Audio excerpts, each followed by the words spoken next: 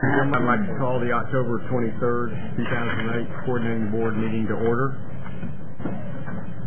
As I always do when I start the meeting, I want to remind the audience and the board that we're on the internet, so you need to be on your best behavior this morning.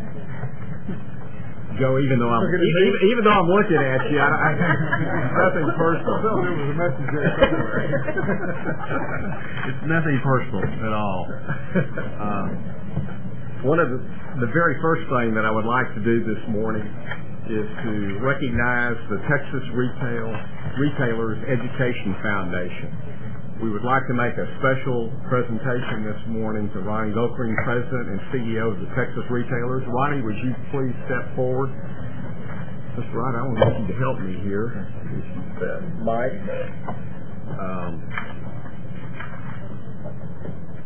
The retailers recently have contributed an additional $190,000 to the Texas Grant Program through the College for All Texans Foundation.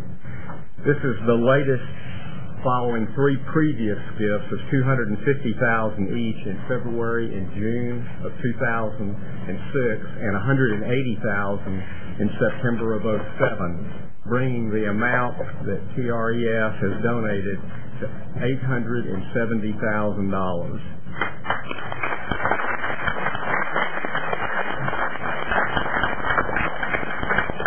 Ronnie, as a token of our appreciation, Mr. Ryer, our Vice Chair, is presenting you with a plaque. It is absolutely unbelievable what you all have done in the last few years, and we are so appreciative of the Coordinating Board, and I know the college students in the state of Texas are as well. Would you like to make a few comments? Sure. If I just 30 seconds, I just want to say that first off, I'm only accepting this on behalf of the member companies of the Texas Retailers Association who contribute to make this contribution possible, and we are so very happy that we have been able to do this and hope this is a relationship that continues for many years into the future. As Commissioner Pareto said at the press conference a few weeks ago, this is a classic example of enlightened self-interest. I think all of us, at some point in our somewhere distant past for me, probably laid in the grass when you're thinking about going to college and wondering what do I want to do with my life and how am I going to get there.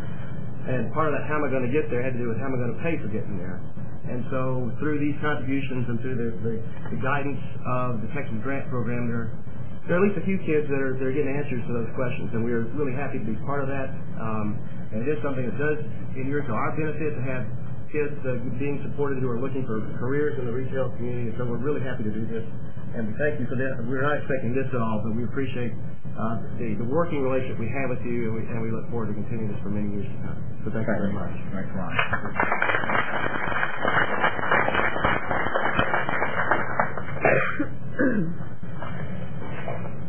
One other announcement that I want to make this morning is the Coordinating Board is hosting its annual Higher Education Leadership Conference and second annual State of Higher Ed Luncheon and 8th annual Star Award ceremony December the 1st and 2nd here in Austin at the Sheraton Hotel. Hopefully everybody has received at least a preliminary notice in the last couple of weeks on this. This, of course, has gone out to members of boards of regents and trustees who we would encourage to attend. And we're also very pleased that Governor Perry has accepted our invitation to be the keynote speaker during the morning session. We have other featured speakers, which include David Spence, President of the Southern Regional Educational Board, Dr. Richard Slavelson, President of Education at Stanford, and, of course, our very own Commissioner, Dr. Raymond Paredes. So if you have not received any information, please contact Mary Smith, who I think most of you all know. Mary, please raise your hand. And we'll be happy to get you the information. In addition, we have some new presidents in our audience today. Get those. Dr. Dominic Davio has been recently named President of Charleston State University. Doctor, welcome. Please stand up. We also have Dr. Stephen Talent, President of Texas A&M University, Kingsville.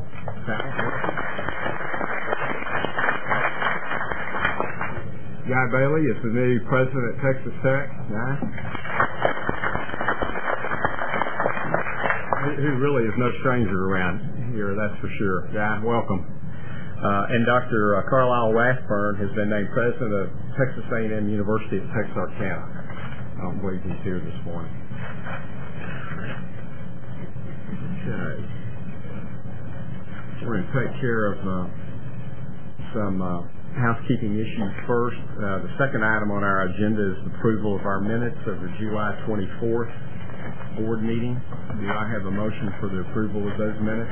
So moved. Motion made by Mr. Hinton, seconded by Elaine Mendoza. All those in favor signify by saying aye. Aye. Those same sign. Motion carries. The next item is our consent calendar. As you know, the consent calendar includes non-controversial items that we can approve without comment or discussion. If anybody has any item that they would like to remove from the consent calendar, they'll please let me know. Mr. Ryder? There's only one, and I think that was the regional plan that we do want to discuss under the strategic plan. Okay. And would that be item? That is item, let me look here real quick. 9F. 9F. Okay, 9F. Okay. Mr. Ryder's asked that we remove item 9F from the consent calendar. Do I hear a motion to that effect? So moved. Motion made by Mr. Heldenfeld, seconded by Lynn Phillips. Any discussion? All those in favor signify by saying aye. Aye. Opposed, same sign. Mr. Chairman, I have an item I need to remove also. Yes, ma'am. 6F. 6F. Consideration of appointment of members to the Certification Advisory Council. Okay. We still have a little work to do on that in committee level. All right. Would you like to put that in the form of a motion? I move that we remove item 6F from the consent calendar. Okay. Is there a second to that? Second. Seconded by Bob Wingle. Any discussion? All those in favor signify by saying aye. Aye. Opposed, same sign. All right. The next item on the agenda is our major policy discussion, which is item 4A, which is discussion of Phase 2 of the Texas College Readiness Standards, entry-level college course gap analysis. Mr. Chairman, I understand that the presenter is still in transit, and we should probably go on to the next agenda item and come back. This kind of sounds like yesterday, doesn't it? Yeah. Hopefully they're not melting. All right. Well, we can certainly do that. Now, I guess the question is Dr. Garcia here? She may have a transit issue as well. Well, I'll tell you what we'll do. We'll keep on the lookout for her as well. We're going to get through this a lot faster now. I had said noon. Yeah, where's Jerry Carrington? We will go ahead then and take care of committee matters and come back to both of these items on the agenda. So, Madam Chair, I am rapidly moving to academic excellence and research. Thank you, Mr. Chairman Chairman. Phillips. Thank you. I am so pleased to announce this morning a new member of the coordinating board staff, also not a stranger. Dr. McGregor Stevenson has joined the coordinating board last Friday, October 17th, as the Assistant Commissioner for Academic Affairs and Research. He comes to us most recently from the Texas A&M system, where he served as Associate Vice Chancellor for Academic Affairs. And during his time there, he also served as the interim director of the Tarleton State University System Center Central Texas in Killeen. Prior to working at A&M, Dr. Stevenson worked in the governor's office as Governor Perry's advisor on higher education, where I first met him. He has a PhD in higher education administration and a law degree from the University of Denver, and we really look forward to working with you, Steve McGregor. Thank you very much. Would you like to say a few words? Well, I'd just like to thank the board for the opportunity to come back and work here in Austin and work with the board and its staff. Working in academic affairs and research sounds like a great opportunity for me, and hopefully that I can bring something to the agency as well. And I look forward to working with you, and if there's anything that I can do to help, that's what I'm here for, I think. So thank you very much. Please join me in welcoming McGregor to our staff.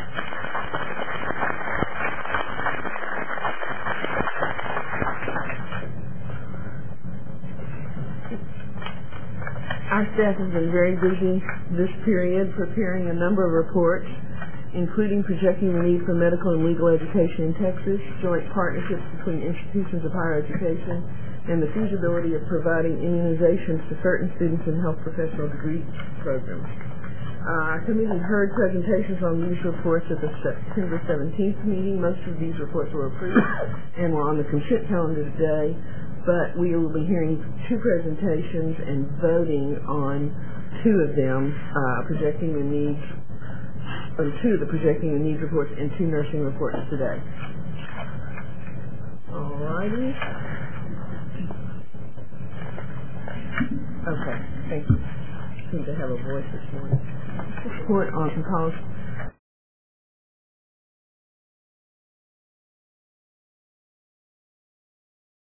10 years before coming here. And one of the things that I really enjoyed about doing research is taking advantage of the extremely fortunate resources that are available here to researchers, and have attracted researchers from across the country to Texas. As I became more and more familiar with the research world, one of the things that become very clear to me is that there's this disconnect between what's going on in the research world and what's going on in the policy world. And so when this opportunity came up, I became very excited about the opportunity to be a part of the bridge between those two worlds. And so it's in that spirit that I've started this work in earnest. Are there any questions? Am I supposed to be answering questions? My vision for the Higher Education Policy Institute is to develop a mechanism in the long term, by which these valuable research resources that are available in Texas can on a regular basis inform policy making, can in fact start to bridge the differences in tempo in the research world and in producing information, and the tempo in the policy world or appetite for information. Having said that, I think that there are some things that have been happening in Texas in the last couple of years, namely the establishment of the free education research centers that are going to, in the near future, are going to impress policymakers with the amount of information that's available to them to actually formulate policy. Having said that, I think that there needs to be someone who is able to serve as a buffer between that research and policymakers, and that's one of the main purposes I see as the Institute, is to help digest research. Good quality research is very hard to digest, even for researchers. That's hard. That's a hard business. And I've actually been doing that in the last few years, and it's just hard. Could you give us an example so it's kind of more concrete? I can give you an example, a very concrete example. On a piece of research that was done actually on Texas charter schools, the evaluation of Texas charter schools. And this was not evaluation, it was a research study, and it was looking at the effectiveness of charter schools. And there were two prominent researchers involved in this. And one researcher is typically thought of as coming in from sort of the conservative side of the political spectrum, and another researcher was thought of as coming from more the liberal side of the political spectrum. And I had the very fortunate experience of serving as the mediator between the two researchers who were working together on the analysis. And then it became very interesting when it came down to trying to actually develop a policy brief for the state on this research. And one of the key skills I learned is when to keep my head down. Okay. And so, I mean, it was a very interesting exercise in learning in the nuances of interpretation of results. Okay. And yes. Why don't you talk a little bit about what you're doing in terms of the recent symposium on developmental education and some of the work that you're doing on criteria for National Research Universities. So there's three various issues that the Institute is going to be looking at. One of those is developmental education, the effectiveness of developmental education in the higher ed, predominantly community colleges. Last Monday and Tuesday, we held a symposium to look at bring together symposium, purposes of which were twofold. One was to arrive at very concrete policy recommendations that could then be considered. And in the world, one of the issues tremendous practice across the country. So one is to develop what purposes of the symposium develop people know of teaching practices, can talk to each other, can cross-pollinate ideas, and have those ideas germinate into policy recommendations and also recommendations for practitioners across the state. So in addition to policy, an eye towards policy, we also have an eye towards a series of workshops across the state that would be geared towards higher ed practitioners in the field of development education that would then disseminate the promising practices.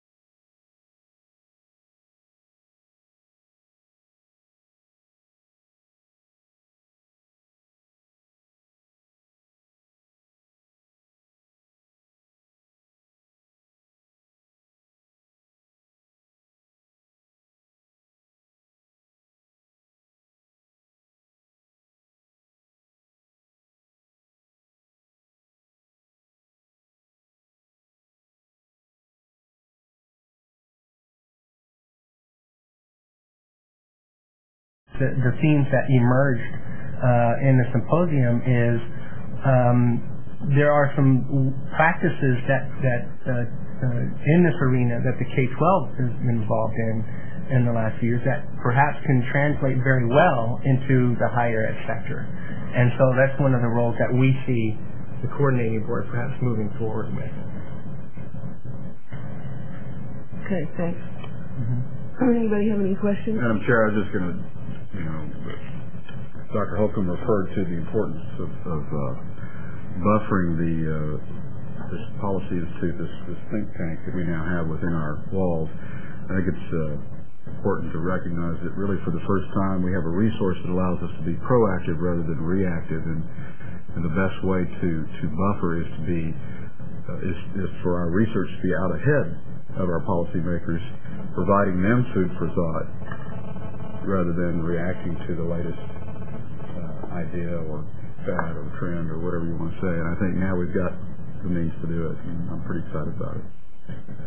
Commissioner. I think as an example of that, we began our symposium with some of the latest research findings on the state of developmental education around the country, and we use that as a platform to talk about particular issues in Texas. And as Lee pointed out, we talked about working more closely with high schools in terms of getting students college ready. One of the issues that we spend a lot of time talking about, which is obvious once you focus on it, is that instructors in developmental education don't get nearly as much professional development as they need.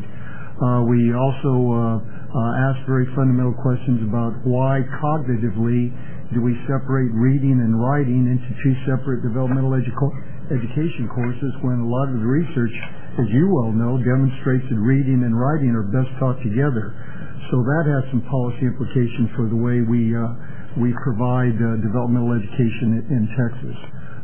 We identified some best practices, and we're taking a look at whether they're scalable or not. And I expect that between now and the beginning of the session, we will have some actual recommendations that we can transform into legislation that might significantly improve developmental education across the state. And I would like to also respond to the comment about being a buffer. One of the aspects of the symposium I was very excited about coming away from was these researchers that I referred to, very nationally prominent researchers, have agreed to serve as an advisory board towards the developing a development ed research agenda for the next 3 years for the Institute. That's going to be extremely critical. And it's through those kinds of efforts that we're going to get and start informing policy, have the research get ahead of the policy.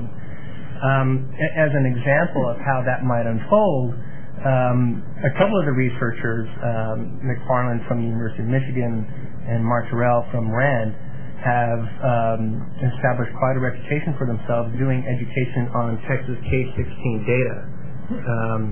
And their analysis is statewide. And they have employed a very interesting statistical technique that allows you to draw some interesting conclusions about the effectiveness of development in education. One of the questions I have, though, is, that's a statewide analysis.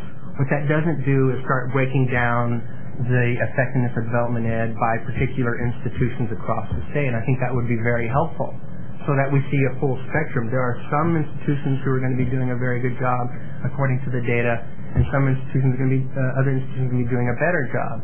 So what that suggests is that what we can do is use the data as an agnostic pointer towards those institutions using credible methodologies that seem to be showing promise, and then step inside those institutions to see what practices they attribute that success to that can be used as a basis for dissemination more broadly. Any other questions? Okay, thank you, Lee. Agenda item 6C is consideration of adopting the committee's recommendation relating to preliminary authority requests.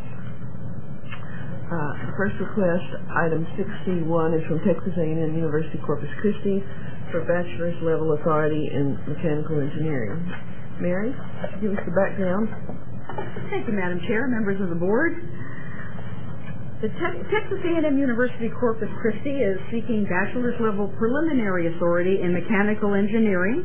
They want to develop a program that would support the school's focused academic mission of research in the Gulf of Mexico. The program would complement existing programs at the school and its Hart Research Institute. A baccalaureate program in mechanical engineering technology that they have currently is already accredited by the Accreditation Board for Engineering and Technology.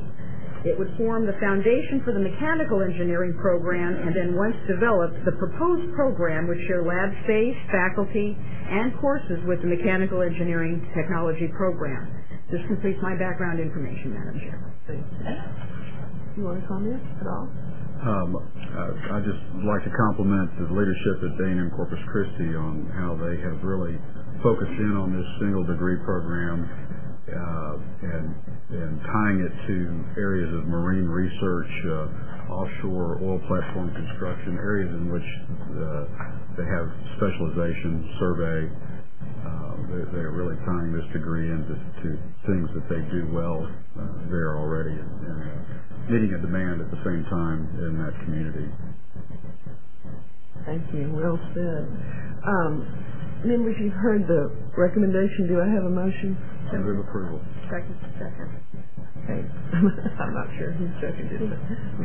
Motion made by Fred, seconded by Elaine. All in favor? Opposed, same sign. Motion carried. Thank you. Item 6D is the consideration of adopting the committee's recommendation relating to requests for new degree programs. We didn't have another one on this. 62. Yeah, I thought something wasn't going just right. Okay. Second request is, Texas A&M University, Texarkana. Didn't want to leave you out.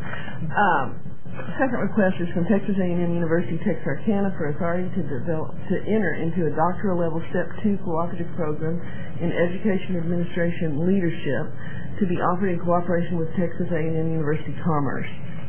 It's an interesting program. Mary, you want to give us the background? Thank you. Yes. This is a doctoral program that's offered in cooperation with an established doctoral degree granting institution and a cooperating institution. In step 2 of a partnership like this, which is what we have here, the cooperating institution may begin to offer more of the required courses using its own faculty and resources.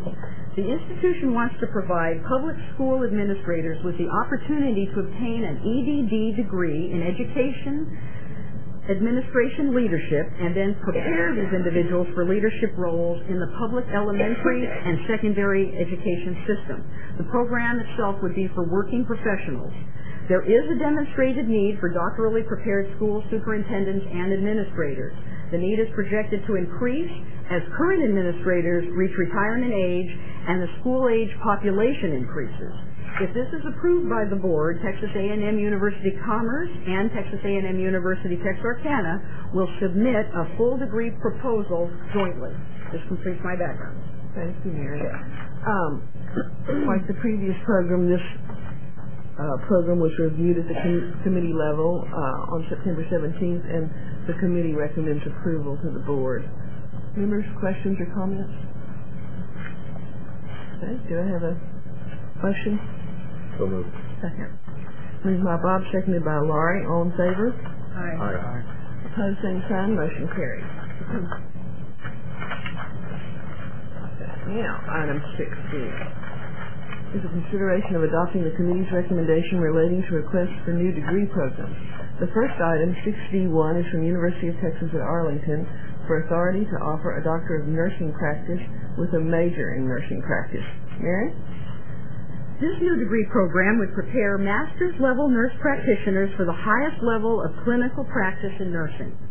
UT Arlington has already a PhD in nursing science, which primarily prepares nurses to conduct academic and clinical research.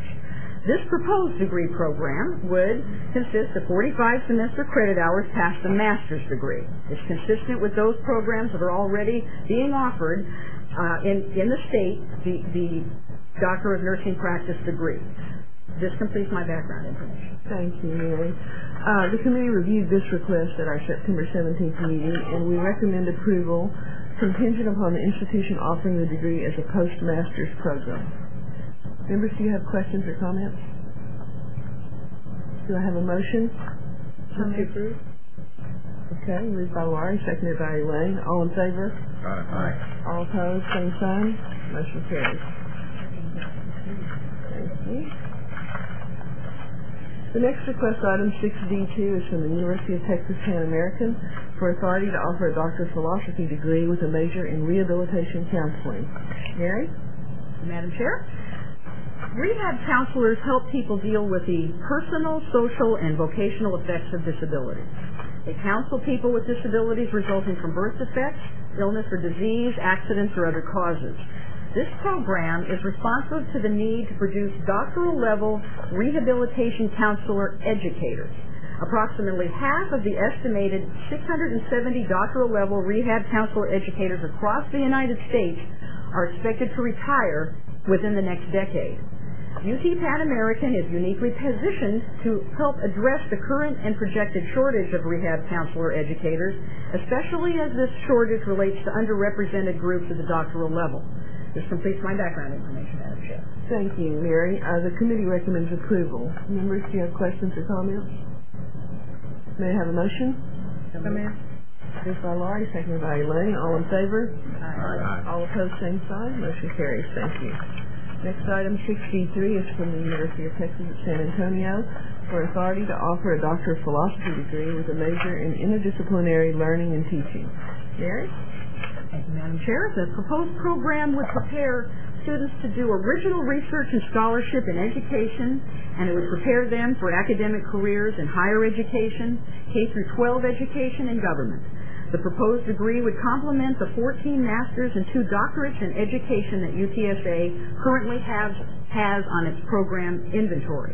UTSA, as we know, is a Hispanic-serving institution, and staff anticipates that the program will contribute to the number of Hispanics earning doctoral degrees in Texas. This completes my background information, Madam Chair. Thank you, Mary. The committee recommends approval. Questions or comments?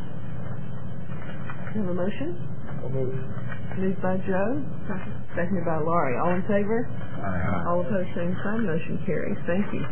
Item 64 is a request from the University of Houston requesting authority to offer a Bachelor of Science degree with a major in biotechnology. Mary? Madam Chair, this bachelor's program would offer undergraduate students the interdisciplinary science and laboratory technology education. The University of Houston used a $1 million Texas Workforce Committee grant to purchase equipment for the proposed program. The program would emphasize courses in biology, chemistry, math, and technology for work in the pharmaceutical and the growing biotechnology industries. This is a new and interdisciplinary field, and it should be of interest to local students. The program would offer workshops and programs that are designed to develop interest among underrepresented groups in area elementary and secondary schools. This completes my background information, Madam Chair. Thank you. The committee recommends approval to the board. Do you have questions or comments? Do I have a motion? Moved by Laurie, seconded by Bob. All in favor? Aye. All opposed, same sign. Motion carries. Thank you. Now we take up agenda item 6E, consideration of adopting the committee's recommendation relating to a request from the University of Texas Health Science Center at Houston to offer existing doctoral programs at multiple regional campuses. And Mary is going to summarize items 6E 1 through 4 and give us the recommendation for speech. The University of Texas Health Science Center at Houston currently offers, among its other degrees, a PhD in epidemiology and Doctor of Public Health degrees in occupational and environmental health, in community health practice, and in health promotion health education. As a general summary, the School of Public Health proposes to offer these programs at a number of its 5 regional campuses across Texas. Students in each of these programs would be professional health care workers that wish to advance their careers by obtaining a doctoral level degree.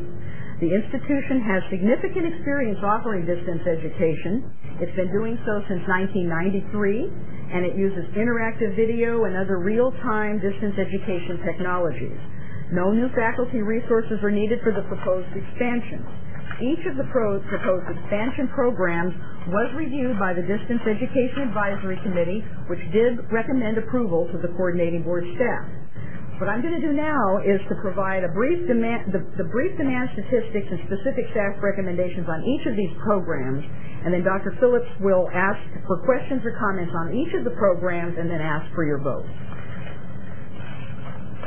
The first is the proposal to offer the existing PhD degree with a major in public health and a program in epidemiology at the institution's Dallas, Brownsville, and Austin regional campuses.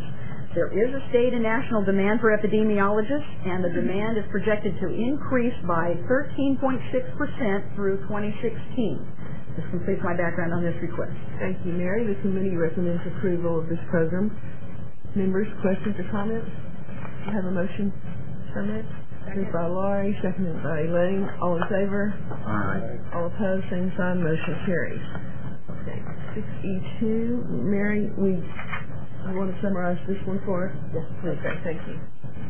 The institution is proposing on this particular request to offer its existing Doctor of Public Health with a major in Public Health and a program in Occupation and Environmental Health at the San Antonio Regional Campus. Again, there is a national and state need for those with a Doctor of Public Health degree in Environmental Health, and the demand is projected for this degree to increase by 25% through 2016. This completes my background on this request. Thank you, Mary. The committee recommends approval. Questions or comments? Do I have a motion? Second. Elaine made the motion and Laurie seconded. All in favor? Aye. All opposed, same sign. Motion carries. Thank you. Mary, can you summarize item 6E3? University of Texas Health Science Center at Houston proposes to offer its existing Doctor of Public Health with a major in Public Health and a program in Community Health Practice at the San Antonio Regional Campus. Again, a regional and national demand. This one is expected to increase by 26% through 2016. This completes my background. Thanks, Mary. The committee recommends approval. Members, questions or comments? Motion? Moved by Laurie, seconded by Bob. All in favor? Aye. Opposed, same sign. Motion carries. Thank you. And now, Mary, will you summarize the next request? Yes, Madam Chair, this is the last of the group. The institution proposes to offer its existing Doctor of Public Health with a major in Public Health and a program in Health Promotion, Health Education, at 3 campuses, Austin, El Paso, and Brownsville. There is another state and national demand for health educators, and the demand is expected, again, to increase through 2016. This completes my background information on this request. Thank you, Mary. Committee recommends approval.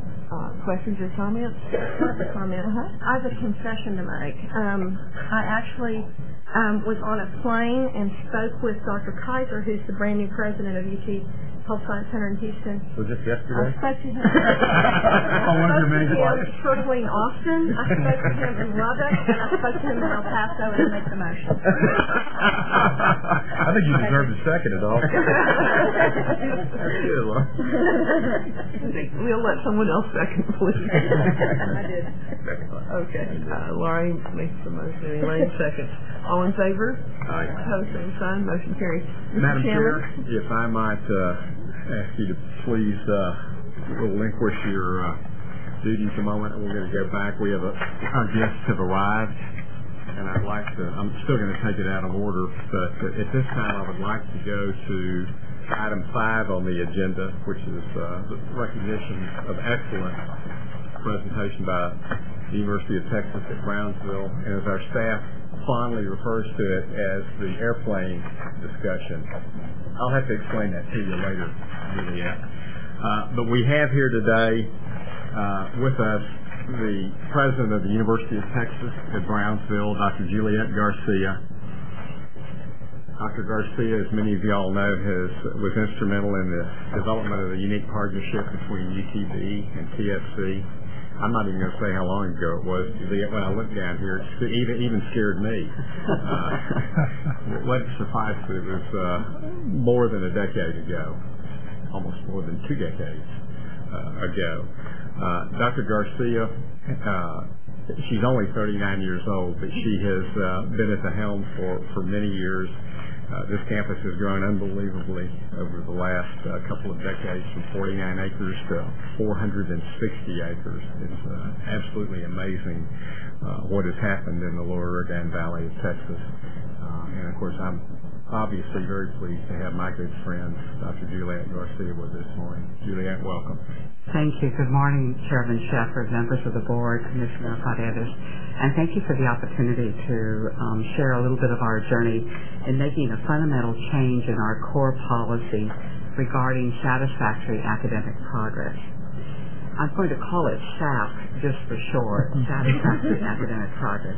So the new SAP standards, these standards have had an explicit impact on our enrollment and our financial bottom line. But 1 year after implementation, there are reasons for some cautious optimism.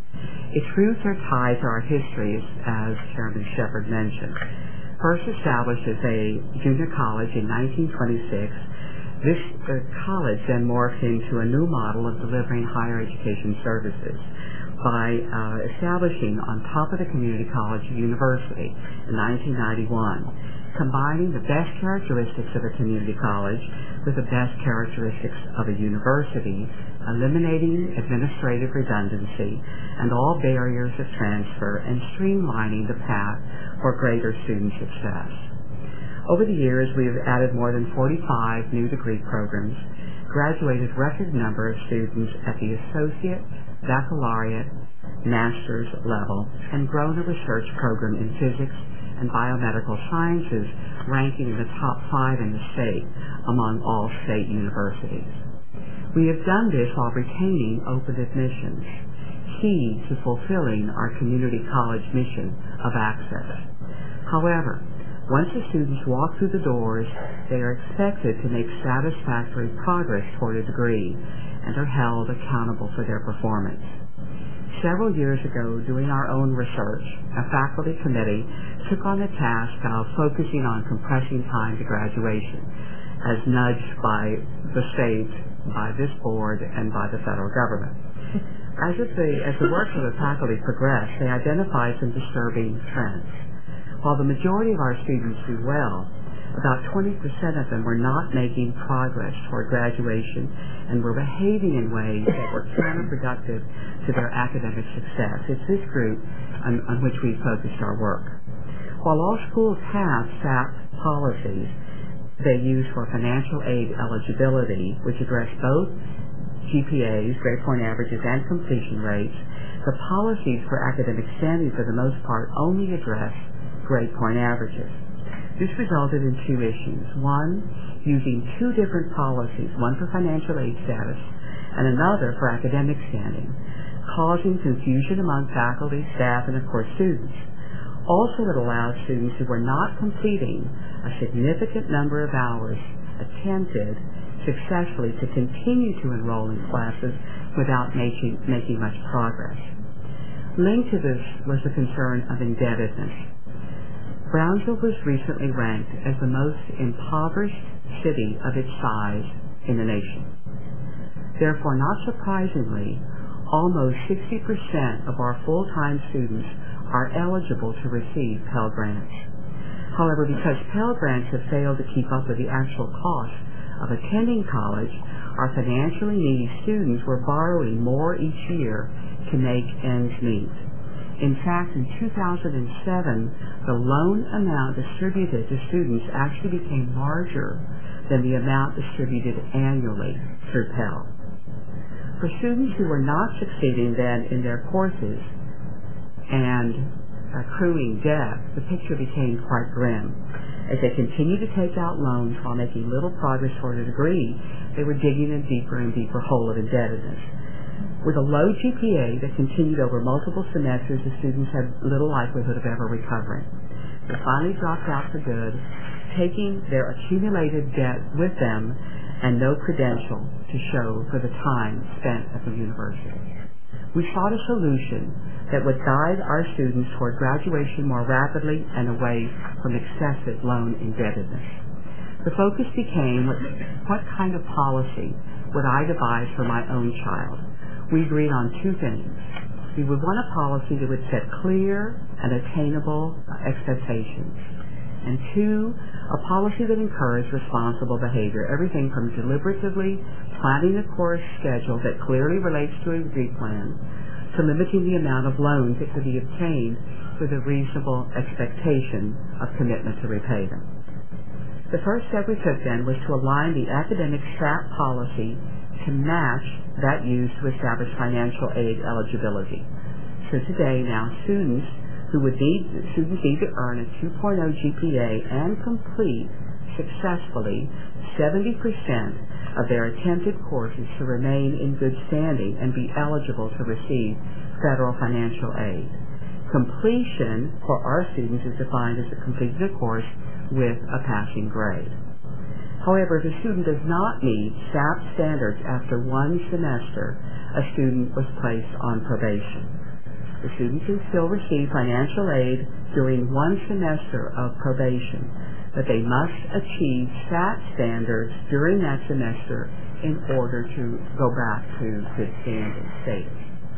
If a student does not bring up their GPA to a 2.0 and a completion rate of 70% of the hours attempted for that semester while on probation, the student will be placed on suspension.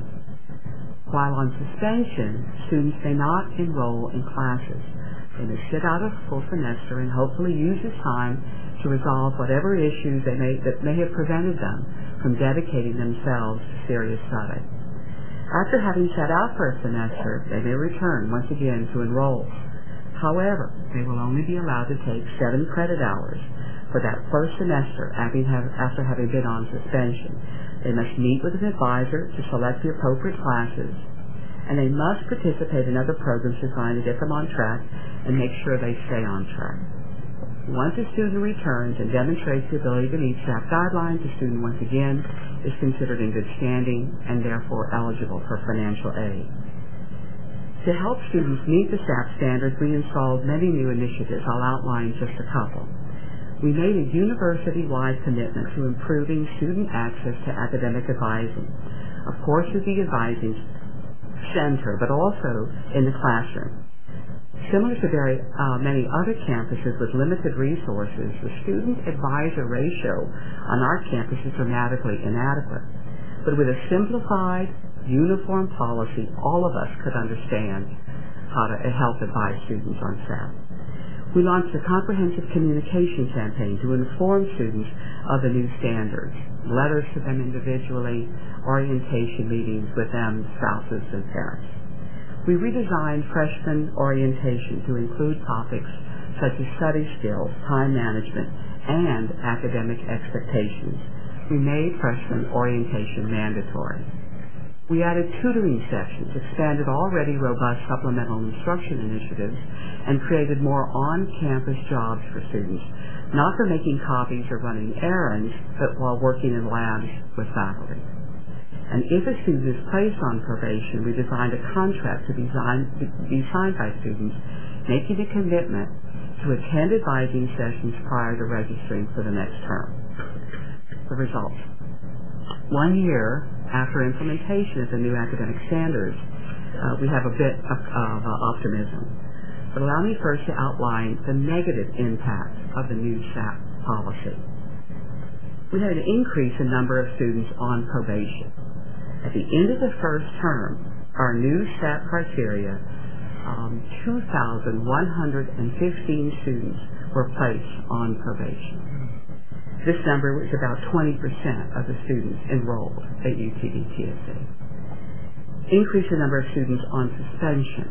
That first semester, second semester, we lost 425 students to suspension, a large number, but half of what we had estimated.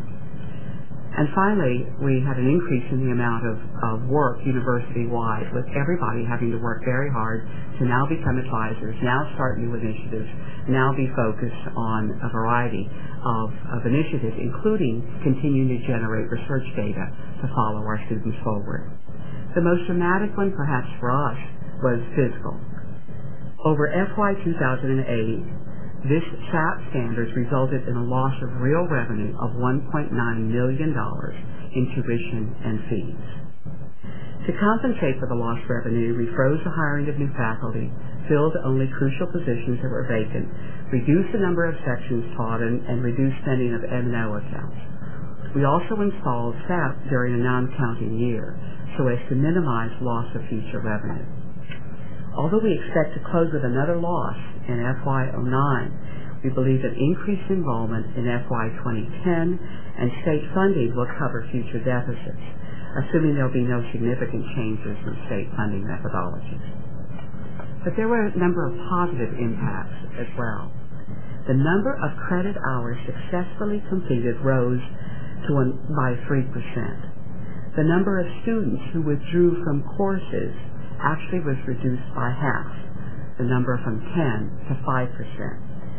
Students failed less hours than they had enrolled for as compared to before, from 12% to only 9%. peer expectations grew. New students accepted the SAP policy immediately. They knew no other world. Previously enrolled students woke up, and it was a real cultural shift for them.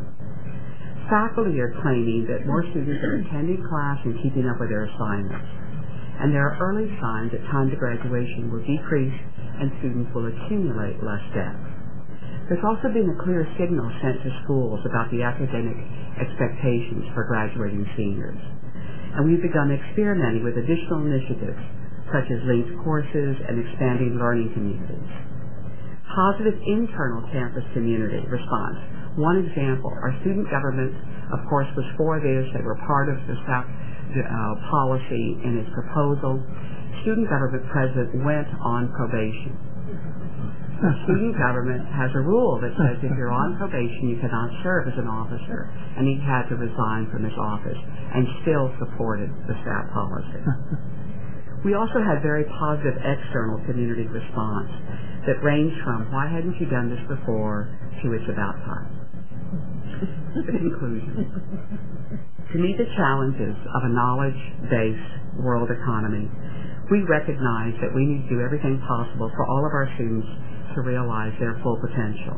That includes students from all ethnic backgrounds, all financial means, and all interests. I've already mentioned that our institution serves as one of the poorest regions in the United States. But it's also true that our region is one of the fastest growing in the country. You could close all bridges going south today and stop all in-migration from our neighbors in the north. The fact remains that the nature of our population will still result in rapid growth over the next 3 decades. We cannot stop the growth.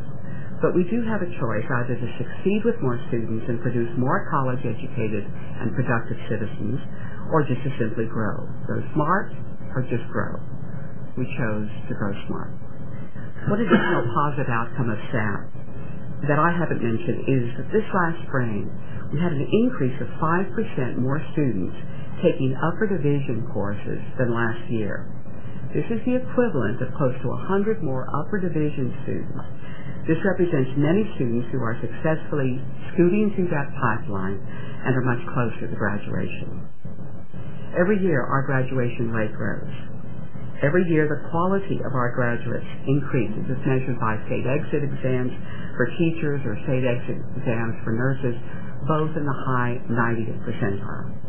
And every year, our chess team rises a bit higher in the rankings, this year placing 4th in the prestigious Pan Am Games and beating Stanford in the last few minutes of a 4-hour chess tournament. There is nothing wrong with the human capital in South Texas that can't be realized with a bit of opportunity. Our mission as a community university states that all are accepted.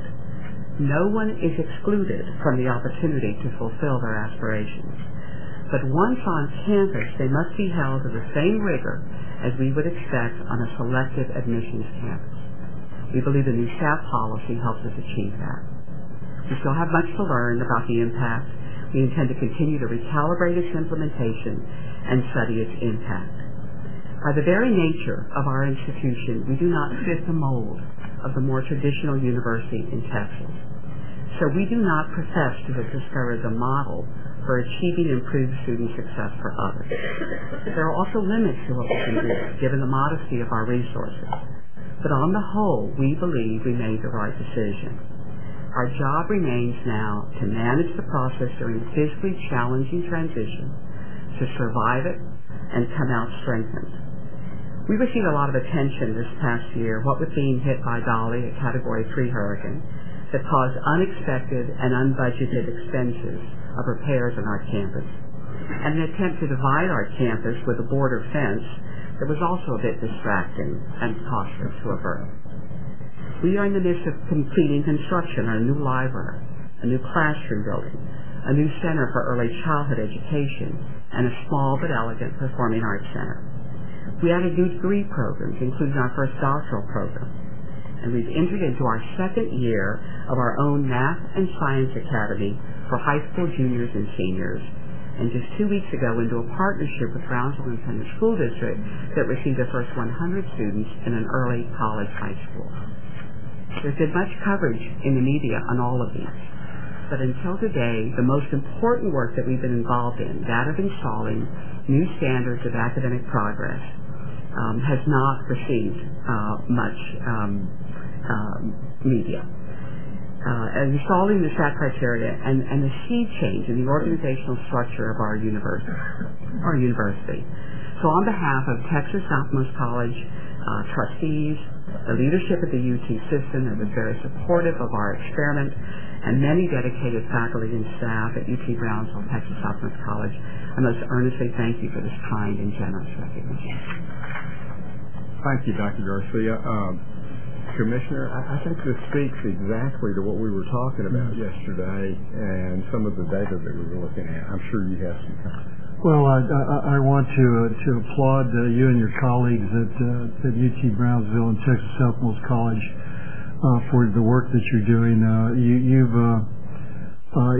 It's gratifying to hear that you've begun your work with the most fundamental of all principles, and that is having confidence in the ability of the students that you enroll to learn at very high levels, and then putting into place the academic structures that help students achieve their full potential. I hope that we can continue to work with you. We've proposed an increase in our LAR for more work-study money, so that institutions can hire more peer tutors and more peer counselors, and we know from data all over the country that students can be very effective in bringing along and helping their fellow students achieve at very high levels. I think it's the idea of linked courses and learning communities. There's lots of evidence to suggest that those strategies work very effectively, so we're looking forward to watching what you do very carefully and working closely with K-12 to help students improve their academic standing before they arrive on your campus is also a strategy that's been proved effective, and we need to expand that kind of activity all over the state.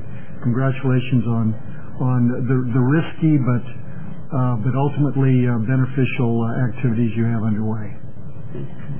Anybody have any questions? Laurie? Yeah, I just wanted to make a comment too. There are obviously quite a few wonderful things going on in Brownsville. Brownsville ISD recently won the, I guess it's the 6th annual Broad Prize. And interestingly enough, the Broad Prize is given annually for urban school districts in America that are closing the achievement gap, and it ties in perfectly with the work that you all are doing. And it's focused on the data comparing minority first generation in this country and poor students, and looking at comparing their achievement with other students' achievement and closing that gap. And so you all are doing such a wonderful job in working with Brownsville ISD, and they are all to be congratulated. The Broad Prize is a pretty big deal, and it really focuses and shines a spotlight on Brownsville. So congratulations. We don't claim any credit for the Broad Award, except that our teachers are now in that school district, and most of their teachers are ours. And it just so happens that our former dean of the School of Ed, who is now the provost at U of H Clear Lake, is here today, Dr. Carl Stockton. So he should get lots of the credit, I think, in an interesting way for the Broad Award as well. Well, Dr. Garcia, congratulations. Obviously, one of the reasons we like to do this at our quarterly meeting is to shine a light on excellence, and I know you'll have no problem sharing this with others around the state. We think it's a wonderful model, and as the Commissioner said, it took a lot of courage because you fully well knew you were going to take a step backwards and you weren't quite sure where you were heading. So we're glad to see you come out on the other side. Thanks for being here. Thank you, sir. Thank you for your time.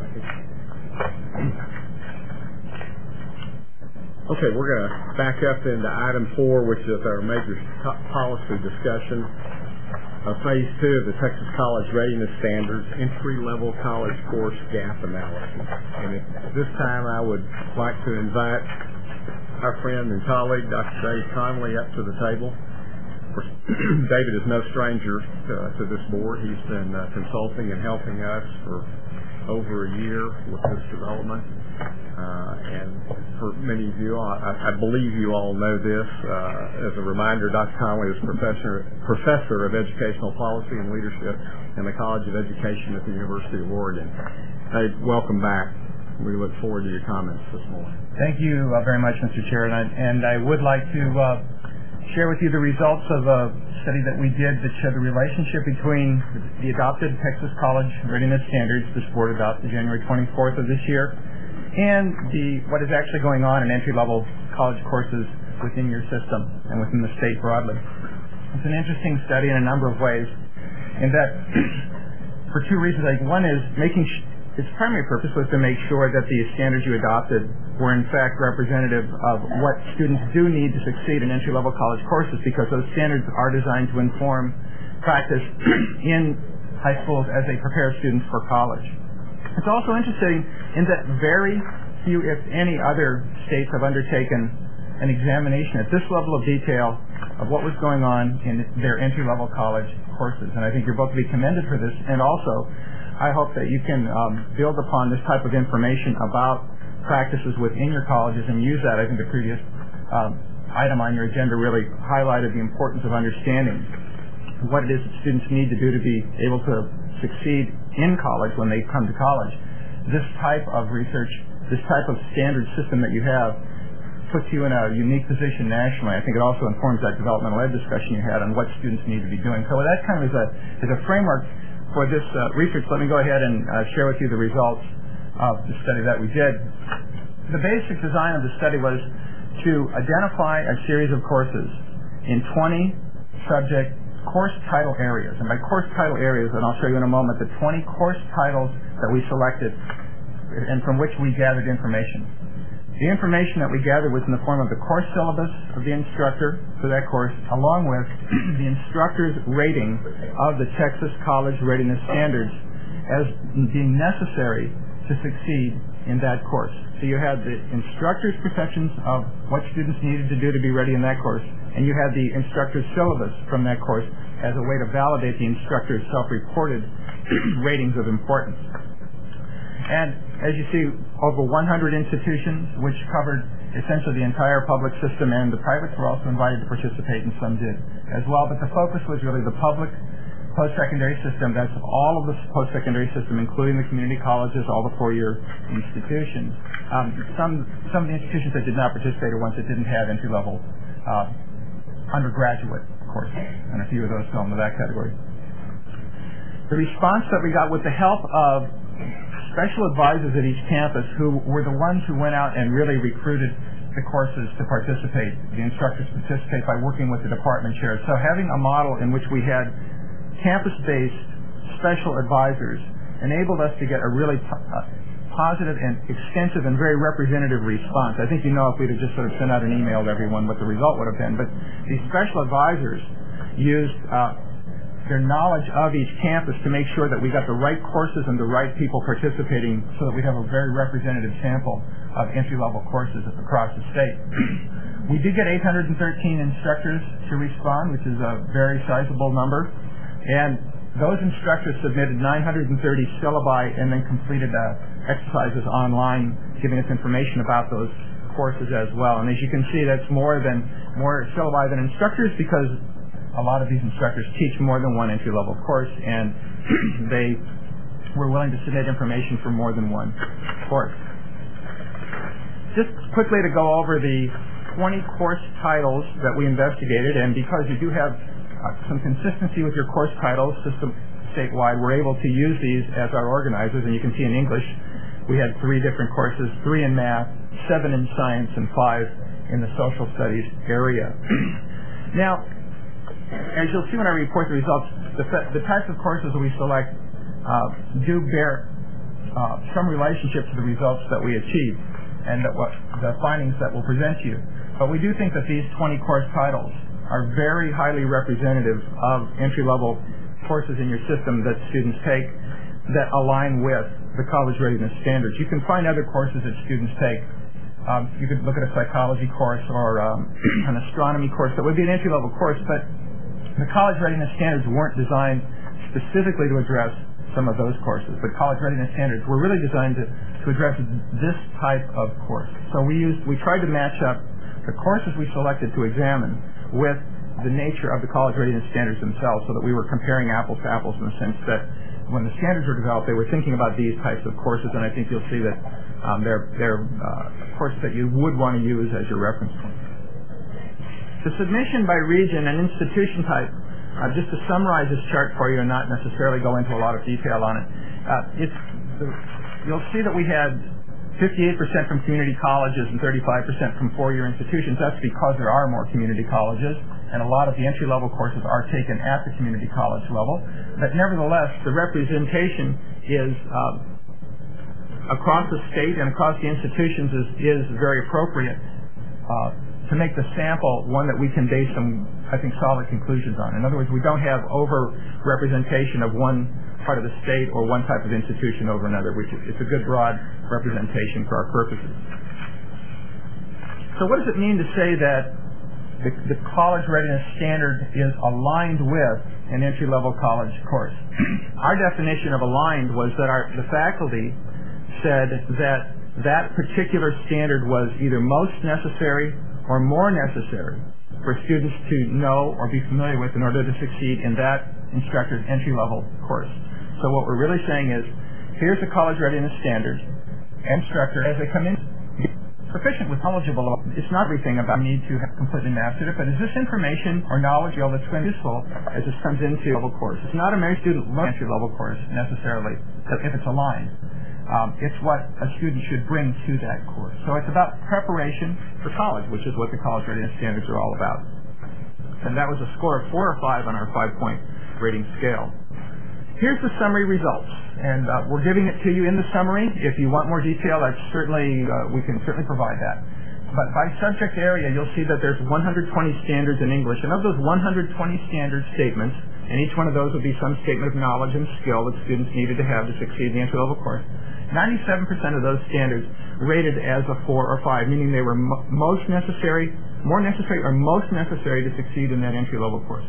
This is the type of result we're trying to seek, that we find a high level of consistency between what we're saying students need to do and what the instructors report then that is necessary to succeed in the class. 97% in English, 87% in mathematics, and 85% in science. And as you notice, I put those in italics. I'm going to come back to those and say a bit more about them. 99% in the social studies areas, and I think quite remarkably 100% in the cross-discipline standards area. Once again, I want to emphasize this type of study has not really been undertaken nationally, certainly not anywhere near at this scale. As you know, also the cross-discipline skills are a part of the college readiness standards that those of us involved in developing those standards believe are very important. The instructors at the post-secondary level indicate they're very important. To find this level of congruence, I think, very strongly validates those cross-discipline standards. I know at times people have questioned, well, do we want to be talking about skills that cut across disciplines? Shouldn't we just be identifying very specific content knowledge? And this finding suggests that you do not want your standards to be nothing but very specific content knowledge. You want to have standards that deal with skills that cut across the disciplines, skills like writing across in various ways, analyzing, thinking, interpreting. These are the types of skills that instructors are saying, really all the instructors are saying, are very, very important in their classes, because all of the instructors look at the cross-discipline skills, whereas in the English, math, science, and social studies, they looked at additionally the skills and standards in their subject area. So all instructors looked at their subject area plus the cross-discipline skills. So the finding that 100% of really over 800 respondents for over 900 courses found the cross-discipline skills to be an important factor for readiness, I think, is a significant finding. Now you'll notice for mathematics and science we had a little lower level of alignment, and so we investigated that further. And in mathematics, the area that did not receive high levels of alignment was geometry. And as we looked into this closely, what we concluded and what our advisors have told us is that because we didn't include a geometry course, we ended up with the geometry not matching as highly. So we don't think this is an area of great concern. Had we included one more course title on geometry, our assumption is we would have achieved that higher level of matching in geometry. When we think about the college readiness standards, one way of looking at this is to say, well, geometry is important for particular types of mathematical courses that you're going to take in college. Science, then physics was the area that was less highly aligned, and let me first explain how the science courses were analyzed and then what the finding was in physics. In the science areas, we had a little bit more complex method of analyzing the alignment. Each area has, first of all, we had general science standards that cut across all three science areas. Then we had subject-specific content standards for each science. Then we had the cross-discipline standards. So the science was a little bit more complicated because it had some standards that cut across science. Things like familiarity with the scientific method, for example. There's some mathematics that students are expected to know in any branch to be ready for any branch of science and so forth. So we have a set of science standards that cut across biology, chemistry, physics, or sciences. But we also then have, of course, specific ones. That biology is going to have a set of content standards and that's different from chemistry, different from physics. And then we have the cross-discipline standards. So the part of the science standard in physics that did, well, here's the overall. In biology, you'll see that 94% of the standards were well aligned, 6% were inconsistently aligned, which means that inconsistent alignment means that when you take the performance expectation statements and roll them up one level to a standard, that some of the performance expectations were well aligned and some might not have been as well aligned. So it's a measure of taking the standards at the finest level of detail and rolling them up one level. That's what we call inconsistently aligned, because we needed to be able to group the standards into their organizing concepts to have a better read on whether a topic was aligned across the subject area. So in biology, you'll see 6% were inconsistently aligned, and none of the standards were not aligned at all. In chemistry, 94% aligned, 3% inconsistently aligned, and 3% standards were not aligned. Once again, probably an acceptable level of variation. Physics was the one area with 56% of the standards aligned and 36% inconsistently aligned, but I'd point out that only 6% were not aligned. So it's that 36% that were inconsistently aligned that we want to investigate a little further, and our conclusion on that when we looked closely was, first of all, we did have a low number of elementary physics courses, 22. So one thing that we could do is go back out, I think, and take a look at a wider range of elementary courses to see if there's some issues. But of the topics that were inconsistently aligned or not aligned well, it's really 4 topics: rotating systems, fluids, oscillations, and waves, and thermodynamics. And as you'll note here, the proportion of faculty who viewed them as inconsistently aligned were 53%, 37%, 40%, and 41%. So it's a larger number, but it's still, except with the case of rotating systems, not a majority. And as you'll see also, what the faculty are indicating is not that it's not important to know, but that they will teach the material as new. They will either reteach the material or they will teach it as new material. So our conclusion on physics is that we could de-emphasize some of these topics if we wanted to at some future point at which we edited the standards. But it's unlikely that high school students will be harmed by being exposed to these topics. We don't have a major misalignment. We don't have those 4 topics. What we're really saying is if they're not covered in high school, it's not going to be a problem, is really the short version of this. If we wanted to, we could convene physics instructors to examine the topics more closely and then decide if we wanted to engage in an editing process to refine that section of physics. However, that's the only section out of the entire set of college readiness standards where we think any action at all might be warranted.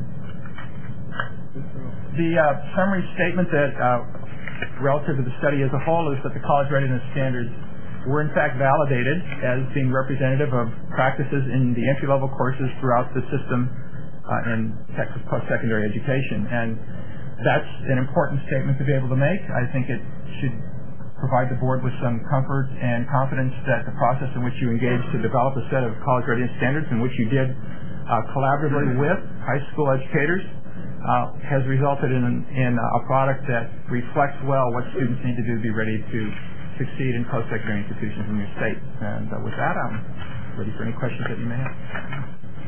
Any questions or comments, Dr. Conley? Well, it sounds to me that you're saying that if we can achieve these college readiness standards in high school, we could virtually eliminate the need for developmental education. That linkage is one that we're really trying to build, and I think the first step is making explicit what you need to do to succeed in an entry-level college course. So therefore, this study is the first step down that road.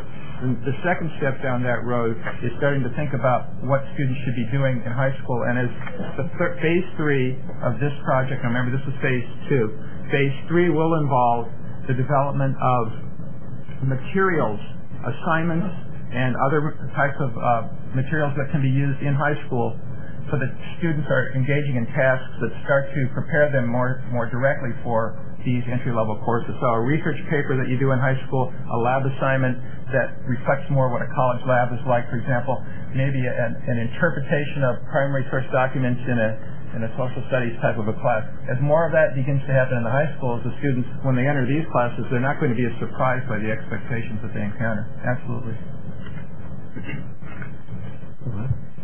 Thank you, Mr. Chairman. First, I have to comment on Dr. Garcia's presentation, which was just outstanding and most encouraging. I think that when we have folks come up and tell us about the progress they're making, it seems to be always about the system and not about trying to fix the students, which we have been maybe trying to do for many years. Her testimony before us really focuses on systemic change, and I think we're hearing a theme of, again, focusing on the system working for the students instead of trying to fix the students, which leads me right into Dr. Conley's presentation. Another word that keeps coming at us is alignment, whether it's alignment of policies like Dr. Garcia and her team did, or alignment of these courses. And this is most encouraging, that we are looking at making sure that the standards that we have put forth are in truth doing what we wanted them to do. And in this case, we're looking at the higher ed bridge, but I know phase 3 then begins to look at the secondary, post-secondary, secondary efforts. Along those lines, what are we going to do about physics? Are we going to establish the vertical teams? It is fundamental. Here we need more scientists and engineers out in the field, more physicians, etc. And it is a gatekeeper course, if you will, in using old terminology. Are we going to move forward with that, Commissioner? Or? Well, I think we'll talk to some experts, because I heard two different things. That there is a misalignment, but it's not necessarily serious. And in effect, what you found out is that the physics standards are more, at least in a couple of areas, than physics instructors and universities expect. So asking students to know more than they need to be successful is not necessarily a bad thing.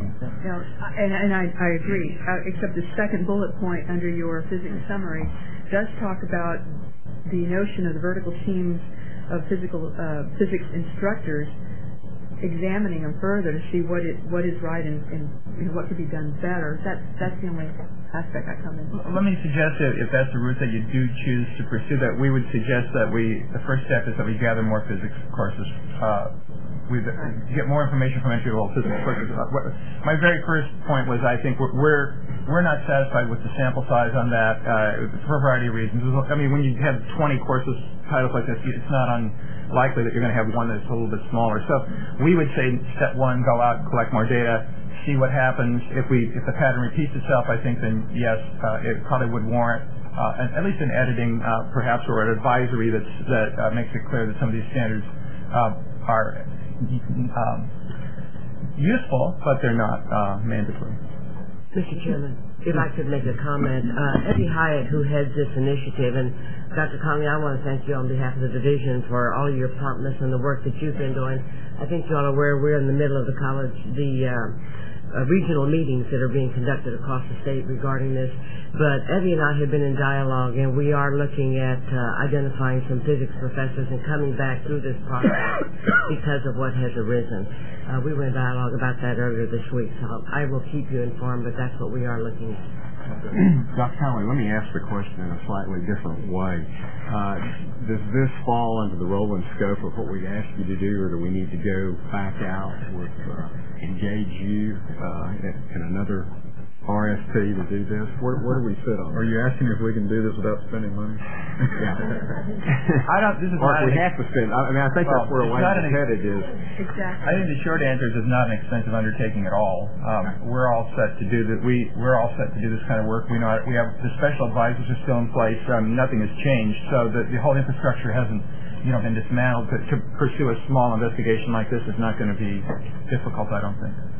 So the sooner we were to do that, the better off we'd be. Yeah. Given where we are in the school year, I'd say yes. It's something we'd want to get going on relatively soon. We're already identifying some professors that we can bring to the table. If I may, just one other piece that I didn't include in this statement, I think it's worth in my description here that's worth talking about, though. Another piece of work that we are just about to begin relates to career technical education courses, and I think that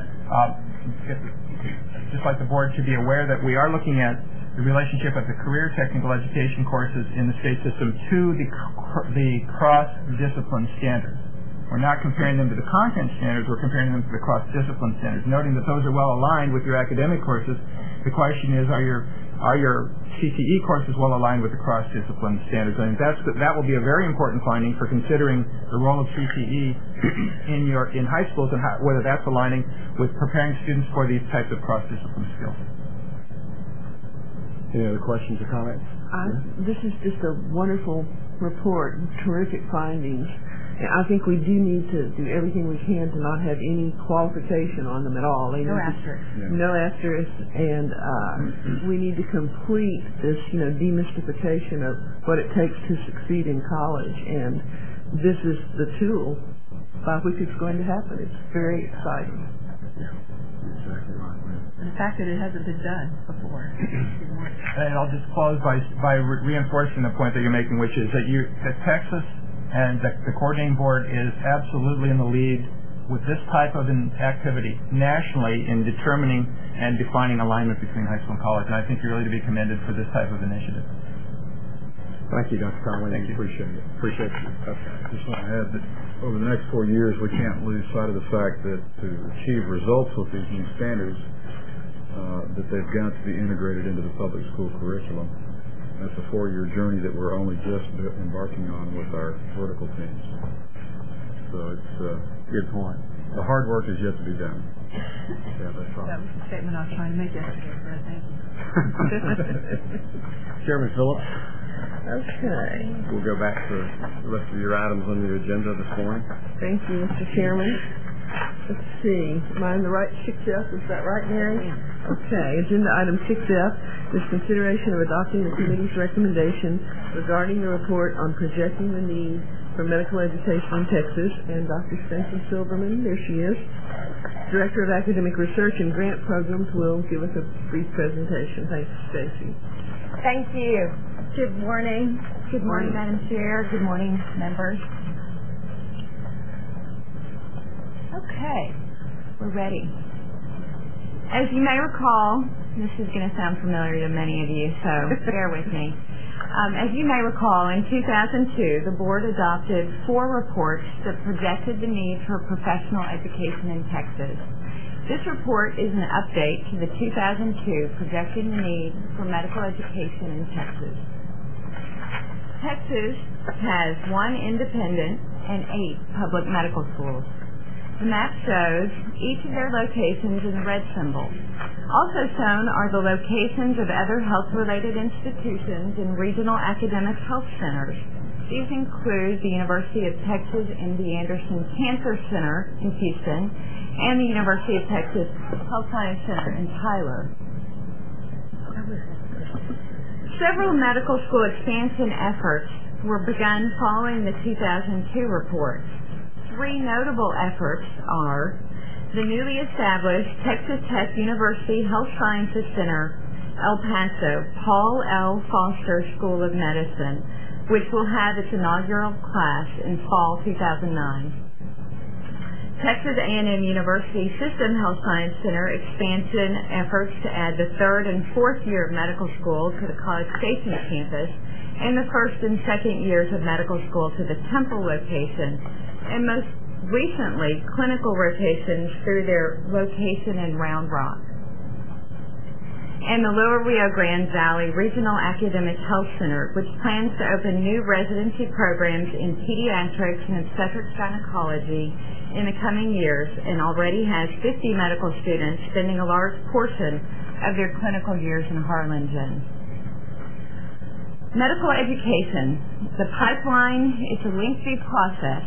It takes a minimum of 11 years of education and training following graduation from high school to become a primary care physician. It takes 16 years to become a hand surgeon. Entrance into medical school is competitive. However, once enrolled, 97% of medical students graduate. This chart shows that interest in medicine, as indicated by the number of unduplicated applicants, exceeds positions available in Texas medical schools. That's no surprise, since becoming a physician continues to be an attractive career choice. This also shows that the number of admissions offers exceeds the number of students who enter medical school. This is because students may receive multiple offers from Texas and out-of-state schools. In order for schools to have a full complement of students, they make more offers than they have available slots. Based on the number of first-year students who entered the Texas Medical School in 2007, we anticipate in 2012 a total of 1,433 new physicians will graduate from Texas medical schools. Applications to medical schools are up. Since 2002, applicants that are unduplicated to Texas public medical schools increased by 40%. Now, I will say nationally we've just gotten some news that applications this year may have stagnated or gone down a little bit, and we don't know what that looks like for Texas yet. But we'll report that back to you. All Texas medical schools have experienced increases in their class size. Notably, since 2005, an additional 150 first-year students have entered medical school in Texas. And gender parity in Texas medical schools has been achieved. In 2007, the number of Texas female medical graduates surpassed male graduates for the first time. However, entrance into Texas medical schools is becoming more competitive for Texas baccalaureate graduates. As shown in this slide, the number of medical school slots per Texas bachelor's degree awarded has declined for the past 2 decades. Even with planned medical school expansion, competition for entrance into Texas medical schools is projected to increase. African American and Hispanic populations are underrepresented among Texas medical school graduates as compared to the state's general population.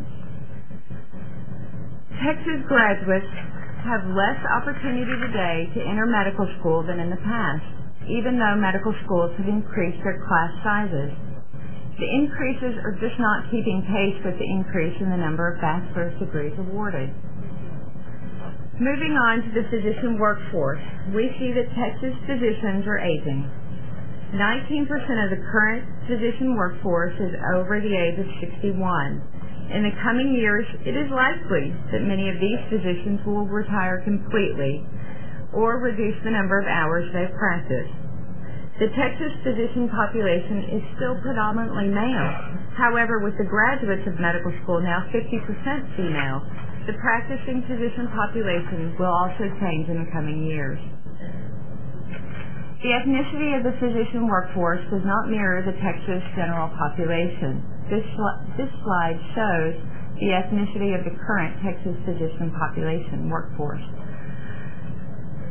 This map shows the regional differences in the primary care physician population per 100,000 by region.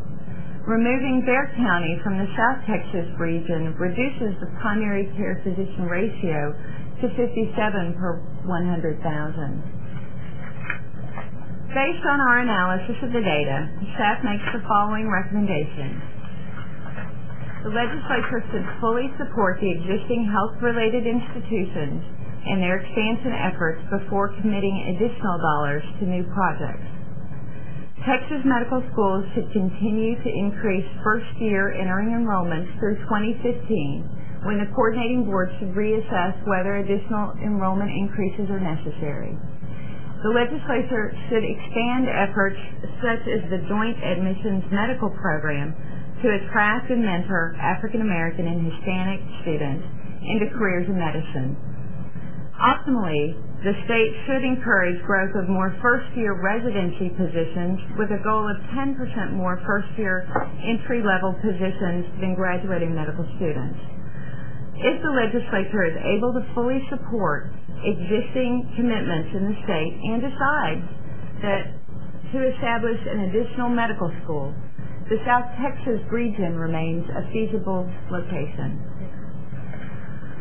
Because the state is attracted to physicians educated and trained elsewhere, Texas should initiate a campaign to attract more of the best physicians educated and trained out of state to locate in Texas. And initiatives should be developed to encourage more female physicians to consider practicing in border and non-metropolitan counties. That concludes my report, and I'll be happy to address any questions you may have. Actually, I would like to say one last thing. Since we last talked, unfortunately, UTMB was struck with a hurricane. And I'm pleased to report that yesterday all the first and second year medical students were able to return to Galveston and resume their classes. Oh, that's good news. Members' comments? Dr. Silverman, I'm curious, did your study take into account or look at the importance of the location of medical schools to where doctors serve? I guess there's two sides to that coin. Does the location determine where the doctor chooses to practice, or does the location respond to the marketplace where the medical student wants to learn and prefers to be? Absolutely yes to both of those things. I think that, yes, where a medical school is located does have the potential to influence where physicians locate. However, medical school graduation is not the end of the pipeline for those physicians. They must go on and do a residency training. And generally speaking, especially for primary care physicians, where you do your residency program really does have an influence on where you will practice. That's especially true for primary care. Not as true for neurosurgery and hand surgeons, where they're going to stay in metro areas with a patient population that's going to be able to support them. Yeah. Along those lines, and that's where I was going as well. As we know, medical students or physicians are the most expensive to educate in our state. And I was looking real quickly in the full report to see if we make the argument that because of the correlation of location of residencies and where physicians actually ultimately stay, how many are we losing to residencies outside of the state because we just don't fund enough here? It's actually somewhat of a wash, but what happens is that when our students graduate, they match, and that's a national market. They match to their residency position, which could be all over the country. But in that same regard, those students that have graduated from medical schools in other locations will then be attracted to come here for their residency training as well. So we need to make sure we're balanced on both ends, that we have enough medical school slots for the expansion efforts that are underway that we need for our workforce, and then also have enough positions available to not only attract the best and brightest from other medical schools, but to retain greater numbers of those who graduate from our own schools. So the 10% for the first year it just seems small. Well, I'd love it to be bigger than that. So, but it's just scratching the surface, is it not? Right. And I guess that's where I'm trying to go with that, is that we emphasize that we're so short on residencies here in the state, that we could be exporting a lot of the kids that we educated out. The 10% is small, but it represents a huge amount of money. I understand. Yeah. So, Mr. Wingo, did you have a question? Well, I guess from a curiosity point of view, the outflow migration during matching, when you have students, I'm sure we lose a certain percentage of our best and brightest that go to other states for residency. What percentage of those students do we ultimately get back to practice here? And how many of those students do we typically lose for good because once they're there, they don't come back? Right. And we don't have a great handle on that number. We think that if you go out of state, we'll probably get about half of those back to Texas eventually. But we don't monitor that in any way. Although the Texas Medical Board does have some numbers that suggest that might be the case. So we'd like to get them all of them back. Dr. Silverman, I was really pleased to hear about UTMB, about the first and second year medical students. Would you be able to maybe provide us with a brief update as you hear things about UTMB? Because it seems that could have a tremendous impact on the numbers of medical students, on the medical program itself throughout the state. So if you wouldn't mind just a brief update as things happen. I'd be happy to. Thank you. Thank you. Dr. Silverman, I also want to commend you on recognizing that South Texas doesn't end in San Antonio and Bexar County, with all due respect to my fellow board members.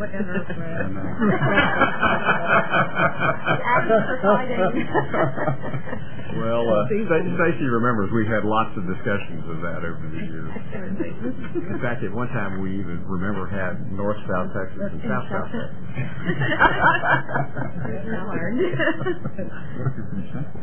That was prior to my time, so maybe I shouldn't ask this, but the recommendation for South Texas medical school, if there is another medical school in the future, is based on access to unrepresented pieces of population, Hispanic primarily, or? Well, absolutely. That is one element in addition to the growing population and just the medical need of that community. So those populations are growing so quickly. Ms. Shepard? Madam Chair, I got in a little bit late on the discussion, but talking about the residency, if you talk to people in South Texas, obviously the increase in residency programs is critical. And I can say this obviously because I live there, from our point of view, it's probably the next logical step. Yeah, that's where I was going. I was wondering in the process. Yeah, if you're looking at it, that's the next logical step. And then of course, you have a funding issue, not only in South Texas but everywhere in Texas in terms of residency programs. We had remarkable success since the Regional Academic Health Center was placed in Harlingen a number of years ago with our primary care residency programs and those docs staying in the area. So, I mean, the data is there for that. You get them there, get them in the residency program, and they'll stay in that area for the most part to practice. Well, that's great. That's a logical next step. Thank you, Stacey. Thank you. The committee discussed this report at our September 17th meeting, and we recommend its approval to the board. Have a motion?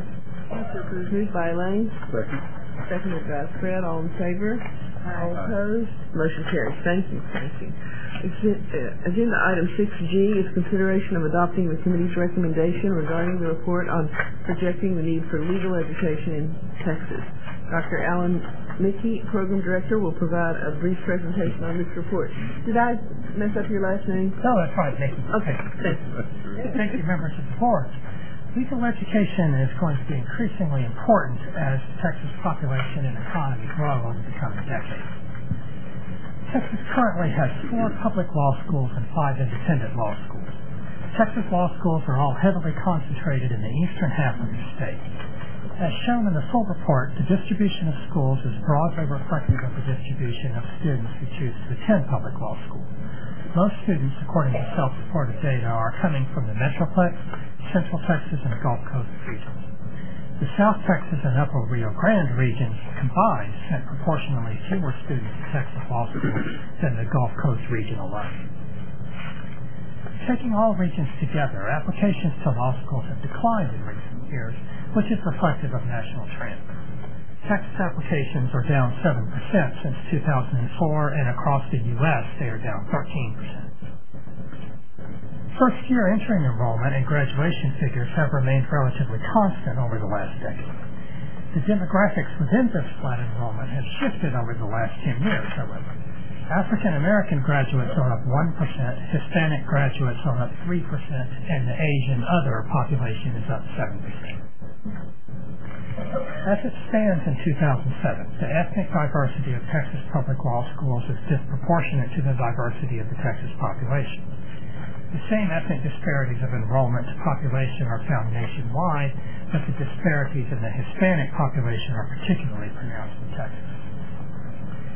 Admission to law school is highly competitive. In the slide you see here, the numbers include the total of duplicated applications of students who apply to more than one Texas public law school, and it includes offers made to them by more than one Texas public law school. Attending law school is competitive, and it is also expensive. Even while average tuition at Texas public law schools is 11% less than the average of law schools in the 10 most populous states, it is still over $17,500 a year, well out of reach for many students. Of course, it is even more expensive to attend independent law schools. After the average amounts of financial aid and scholarships are taken into consideration, Texas independent law schools are approximately 50% more expensive than public law schools. When all of this information comes together, it is easier to see how the opportunity for Texas students to attend a public law school is steadily declining. The number of Texas baccalaureate degrees is projected to increase exponentially, while increases in law school applications and enrollments will remain slow and steady. Even though opportunity to attend a public law school is declining, the number of Texas law graduates is higher than the projected number of new Texas job openings. Add to this the number of graduates from other states who take the Texas bar exam, and there are almost twice as many applicants as there are jobs. Across the country, law graduates tend to gravitate toward the urban areas with the greatest economic and political activity. This is true in Texas, where in 2006, almost 96% of lawyers practiced in a metropolitan county. Only 5 counties were home to 76% of all practice in Texas. In conclusion, if a new law school is to be created, we recommend that the site be selected with careful attention to the following criteria. A new school would be best justified if it can demonstrate increasing opportunities for underrepresented students, that it is meeting regional student demand, and that it is meeting projected regional demand for new lawyers. However, we have concluded that no new law school is necessary at this time.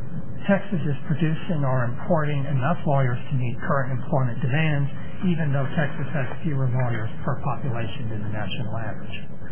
Workforce needs should be balanced with student opportunity, especially since African Americans and Hispanics are significantly underrepresented in Texas public law schools. Existing institutions can work toward this goal by establishing evening and part-time programs which can ease the financial burden on students and increase the likelihood that graduates will remain in the area of practice, providing financial support in undergraduate preparatory programs, and strategically expanding class sizes. Thank you for your attention to these important issues in legal education in Texas, and I'd be happy to answer any questions. Thank you. Alan, any other questions? Well, I think if you look at the back of the map, it's striking that most regions of the state have 3 to 4 times the number of lawyers per 100,000 than doctors. I think there's no more clear message as to what our real needs are. I'm sorry, the question? No, it was a statement. There are more lawyers than doctors, and perhaps as there are more doctors, there will also be more lawyers. One doctor needs about 3 lawyers.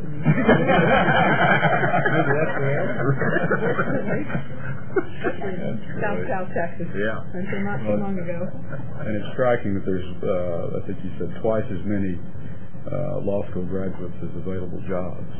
Although many people, of course, use a law degree to go into business. Well, that's taking into consideration the 1,000 plus lawyers from out of state to take the Texas bar exam. So hypothetically, if there were more Texas law school graduates, they would be taking those positions that out-of-staters are coming in to fill. But that's just a hypothesis. So you're recommending we export lawyers? That's something that would please you. Well, you're all talk when Neil's not around. I was just going to say, I wish Neil were here. Yeah, but Trey's taking notes. Oh, Neil's pretty much the same way. We have an example in McGregor Stevenson of someone who has a law degree and is not practicing law. That's right. That's exactly right. Actually, that is an important point that there's almost 100% job placement of graduates coming out of Texas law schools, but it should be remembered that not all of those people are going into fields that absolutely require a law degree, and not all of them are going into law practice. There are quite a few jobs, and it's easy for you all to think of many examples of people in this room and people that you know of people who have law degrees that are going into professions where their law degree is a distinct asset, but not absolutely required. And that should be remembered when we consider the opportunity for Texas students to attend law school. It's not just about producing lawyers. Have we studied the percentage of either entering and or graduating law students that don't intend to practice law? We don't have a firm percentage on that. I can look into that and let you know. But I think that would be interesting to note because it would have a bearing on, you know, whether we've got the right capacity, overcapacity, or underserviced in South Texas. We'll get back to you on that. That's a good question. Given all the contributing factors, is it likely, in your opinion, that we can educate more Hispanic and African American people to be lawyers without a new law school?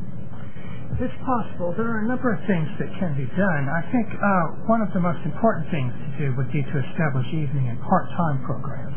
As it stands now, the University of Houston is the only one of the public law schools that has an evening and part-time program. And it's been shown that that tends to serve populations who are having difficulty affording law school. It allows them to hold down a full-time job while they extend their education in law school.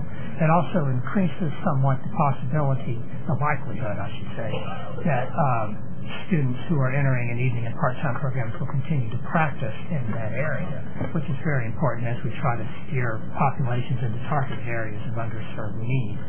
Because people who attend evening and part-time programs are more likely to already have homes, already have families, already have careers in the area, which might make them more likely to stay.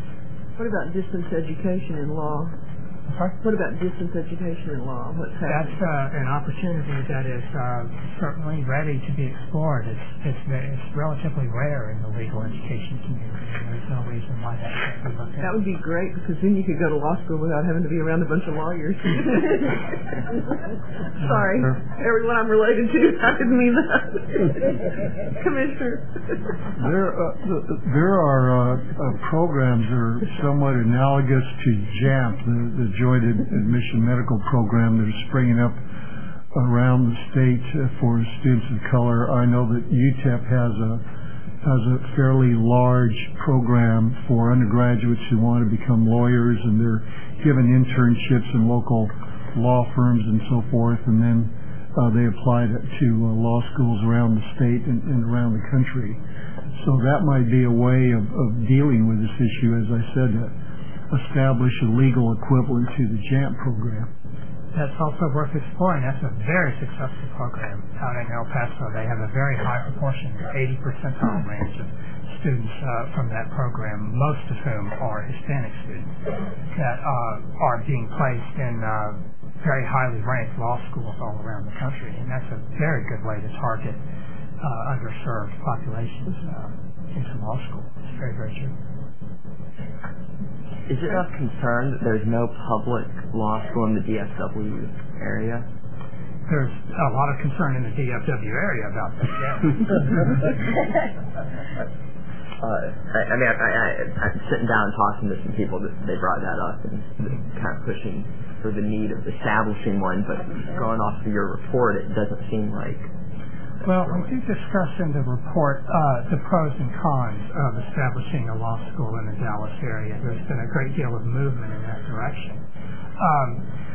We don't recommend a new law school at this time, but that doesn't mean necessarily that if there were to be a new law school that it would be a bad thing for Texas. Obviously not. It would increase opportunity for people in that region to attend a public rather than a private law school.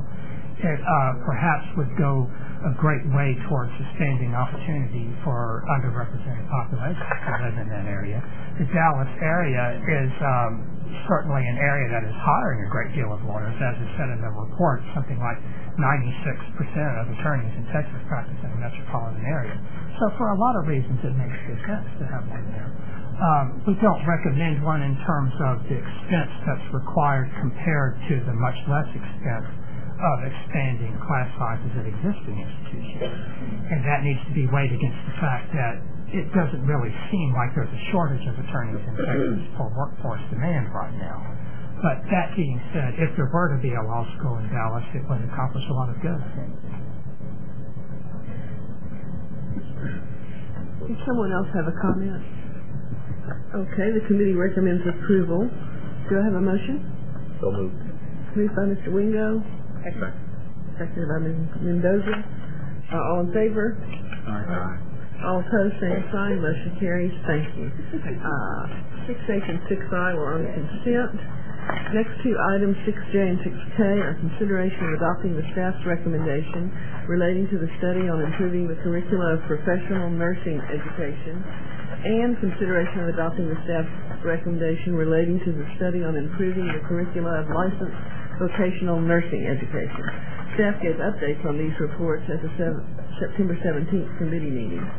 And today, Ms. Chris Fowler, Senior Program Director, and Ms. Donna Carlin, Program Director, will provide a presentation on these reports. There they are. Chris and Donna, thank you. These two reports respond to Senate Bill 139 of the last legislative session. The bill directed the board to conduct a study on improving the curricula of the state's 91 licensed vocational nursing programs, that's LVN for short, and 94 initial RN licensure programs. The legislature asked that the study focus on methods to improve instruction on providing safe and high-quality nursing care to patients. Now, staff could have written a report which, in essence, would have patched new patient safety content into existing nursing curricula. But instead, we chose to interpret the charge broadly and consider it as an opportunity to advance some innovative ideas that are circulating in health education generally, nursing education specifically. And the report describes the results of that effort. We hired two external consultants who reviewed current challenges in Texas nursing, national research contributing to nursing curriculum reform, and other states' efforts to develop new curriculum models. As a result of that review and the work of the agency's advisory committees on nursing education, staff developed a curriculum framework which identifies the conceptual components, sort of building blocks, of nursing education which focus on safety and nursing care. The framework also incorporates other methods and strategies to support those components and to maximize the potential for enrollment capacity and student success in those programs. That work was identified as Phase 1 in a 4-phase plan for curriculum redesign and implementation. We then outlined the other phases for full curriculum development and implementation. In Phase 2 of the plan, the board would expand the framework into new curriculum models, which would include standard prerequisites, individual course descriptions, a recommended sequence of courses, and recommended methodologies of instruction. At the same time, the state's nursing programs would be assessing their resources and best practices at a regional level.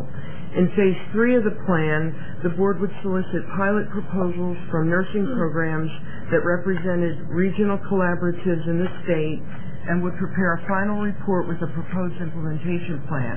In Phase 4 of the plan, the board would pilot the new curriculum models in 6 regions of the state involving approximately 72 programs.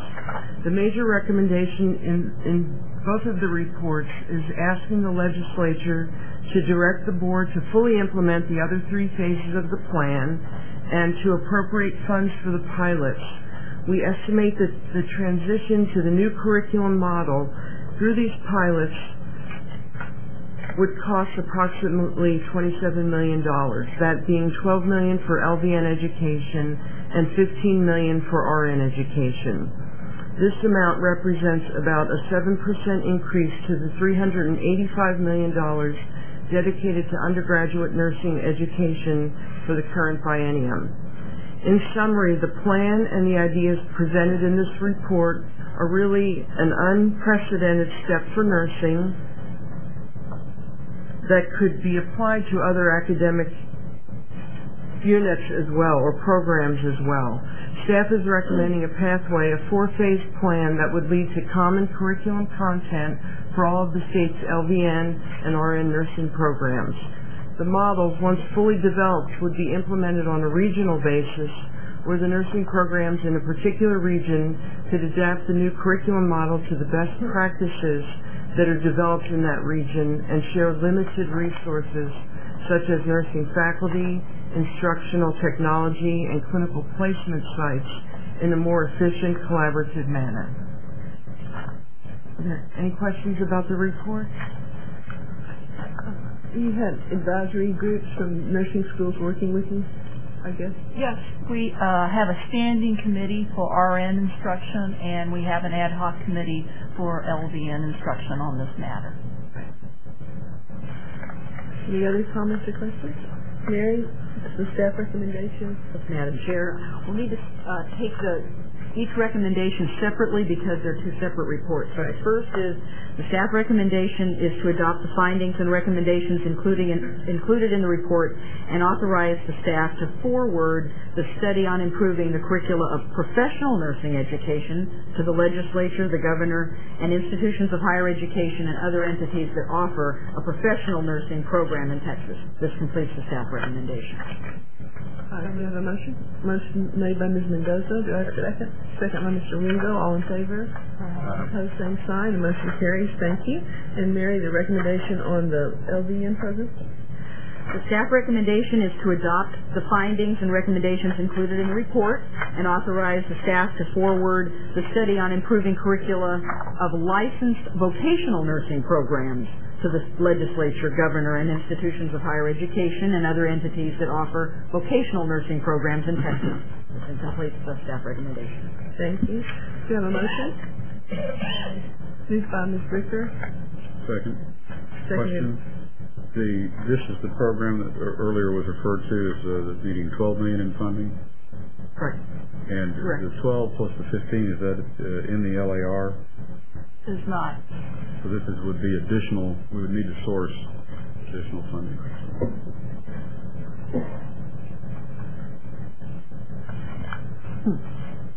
Well. Just need to be aware. All in favor? Aye. Opposed, same sign. Motion carries. Thank you all very much. Exciting. Agenda item 6L, M, N, O, and P were on the consent. Next item is 6Q, summary of compliance notification resulting from institutional effectiveness evaluation of associate degree granting institutions. Mary? The review of programs at public community and technical colleges and career schools and colleges is performed on a 4-year cycle during regularly scheduled institutional effectiveness evaluations. The cycle is considered to be complete after follow-up review has determined that all recommendations have been satisfactorily addressed.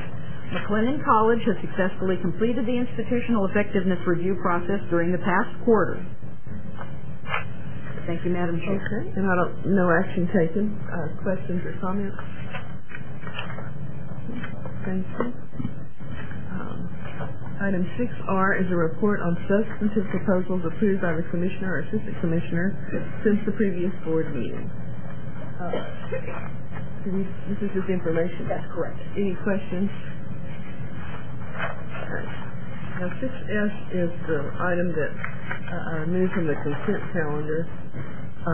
It's the consideration of appointment as members to the Certification Advisory Council. Karen? By way of background, I just wanted to share that the Certification Advisory Council is appointed to advise the board on standards and procedures that are related to the certification of private, non-exempt, post-secondary educational institutions. Council meetings generally take place twice a year in December and June. The council consists of 6 members with experience in higher education, 3 of whom must be drawn from exempt private post-secondary institutions in Texas. The members are appointed for 2-year fixed and staggered terms. 1 member recently resigned to take a position with the coordinating board. Dear Judy Laredo, right here. 2 others' terms ended in August. 3 new members are required to fill these 3 positions. After considering staff recommendations, the chair and the vice chair of the AER committee nominated 3 individuals for council membership and forwarded these nominations for your consideration. Now, members of the board, you are being asked to vote on the appointments of these recommended members.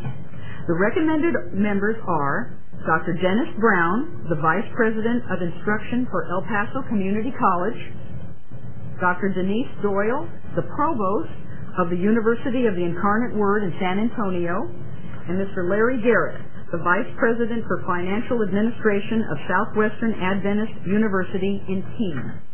Members of the board, you have information about each of these individuals.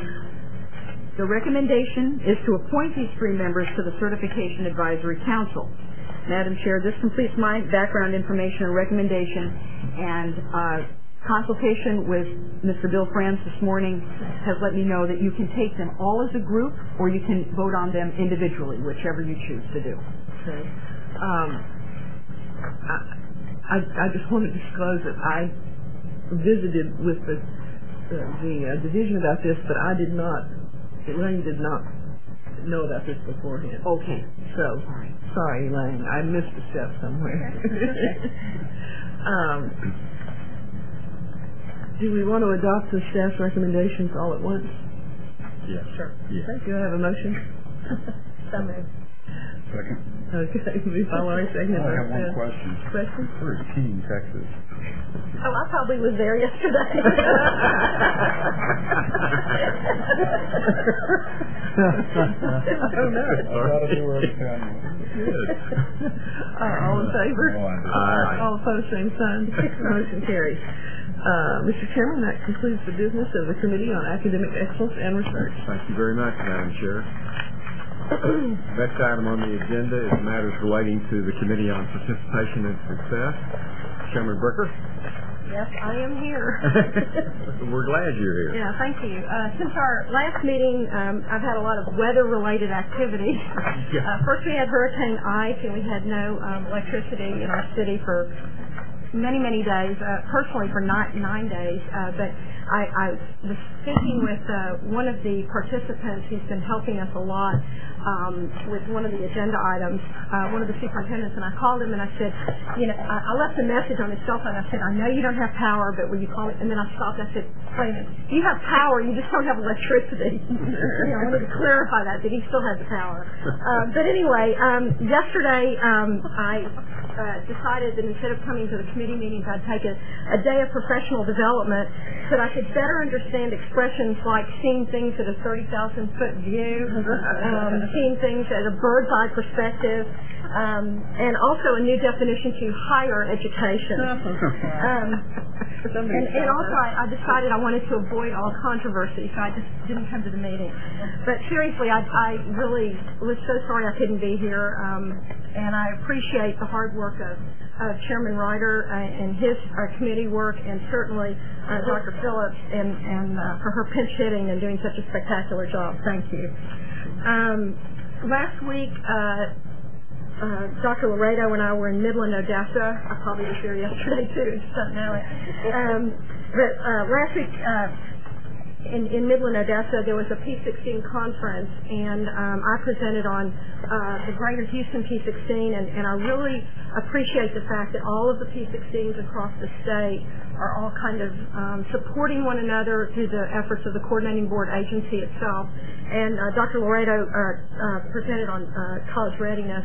So I feel like we're really reaching across and really helping one another and supporting one another for best practices. Also, Dr. Matt Oram from the University of Texas system presented about a really incredible program called Cafe Con Leche, where they go into different communities. The UT system goes into different communities and works with parents and students to get them involved in higher education and mentors them into the process and through the process.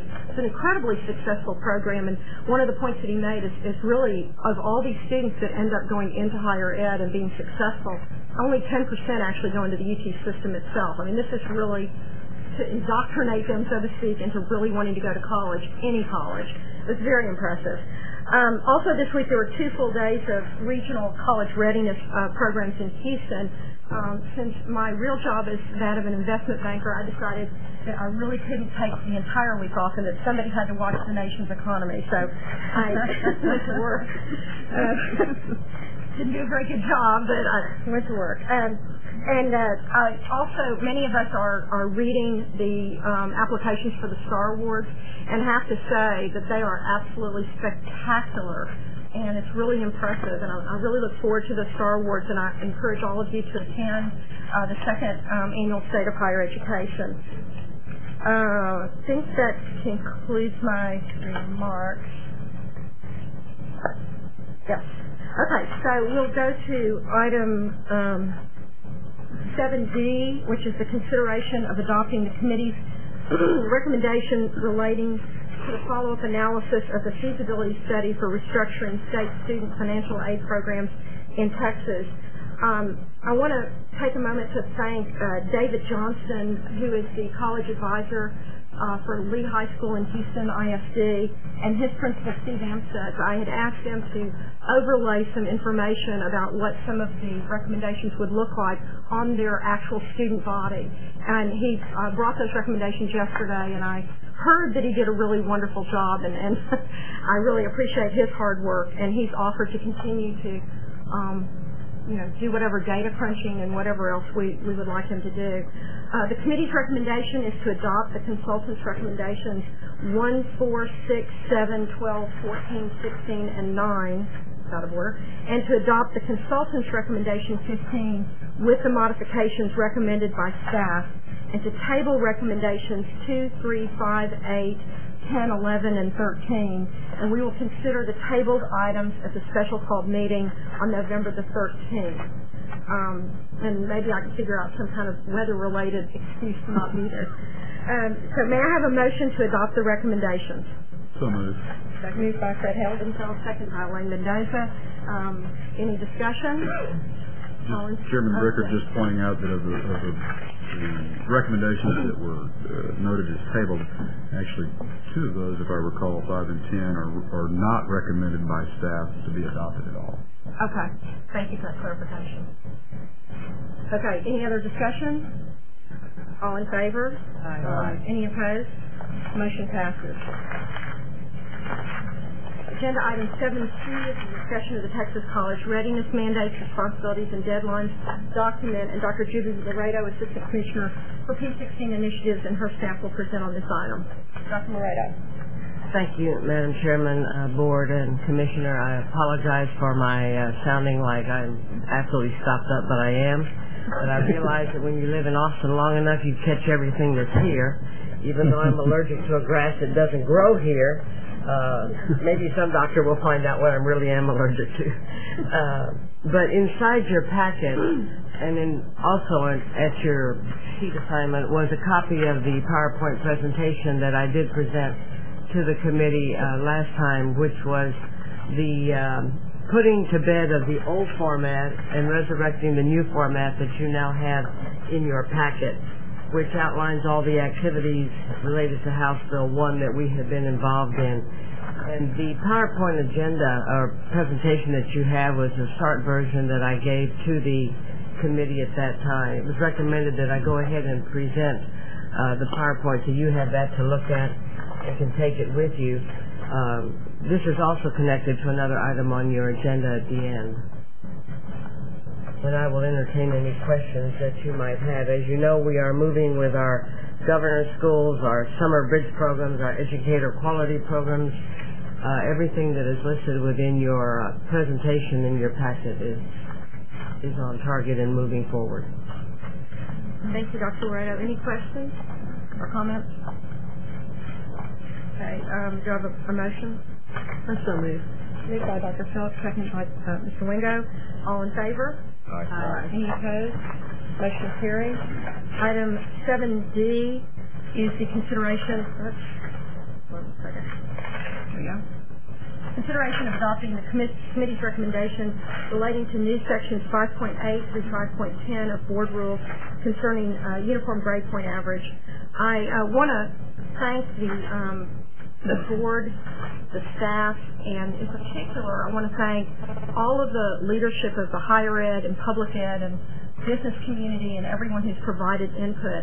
I'm sure that all of us have gotten a lot of calls, a lot of emails. Also want to thank the legislature. Many of our legislators called or wrote in their comments, and I think that our end result will be a better document for that. I think that the fact that all of our mailboxes are full and our phone mail is full. I mean, I'm not able to get anything until I erase everything every day. I know that all of you have been inundated with calls, and I personally responded to as many as I could, thanking them, because I really do think that every time somebody has talked to us about it, we've really learned a whole lot more. We had testimony last month from 16 or 17 different individuals representing school districts and community organizations and leadership, and that's really helped us.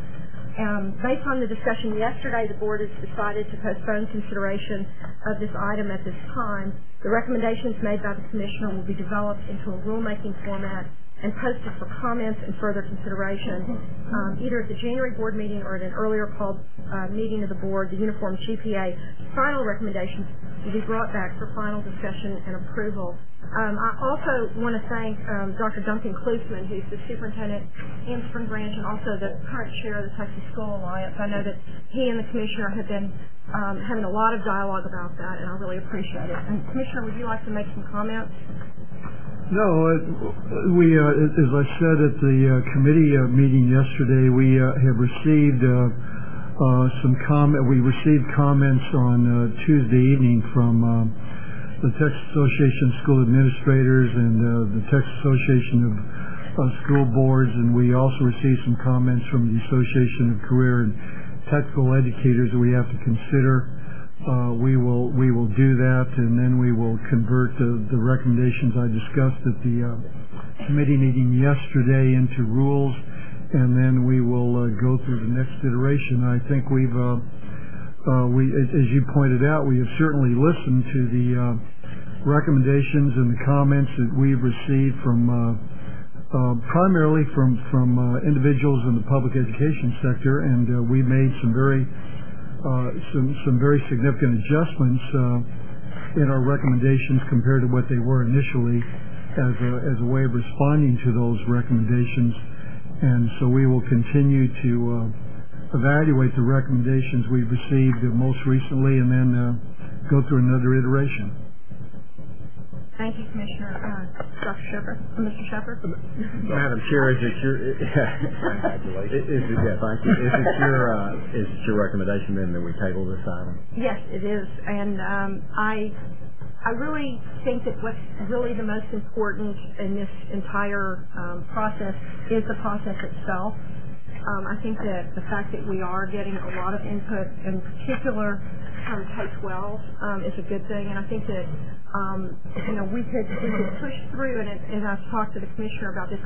We don't ever want to be in a position of winning a battle and losing a war. What we want to do is work collaboratively, and I think that I want to thank the commissioner for listening to me and to my comments and the input that I've received, as well as everyone else. I think it's really making a difference and showing that we're sincere and really making the end result, which is making sure that all high schools and K-12, but in particular all high schools, are producing the kind of rigor with the kind of focus of college readiness for all students.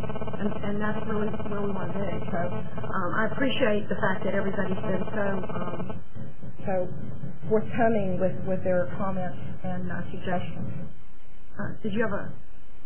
Well, one other comment, and you said it, and I said it on behalf of the board yesterday. I mean, obviously, we got telephone calls, emails, faxes, and voicemails, and could not answer them all. But I wanted everybody to know that we tried to respond to as many as we could. We heard them, we listened. I mean, you made those comments for us. We weren't ignoring them.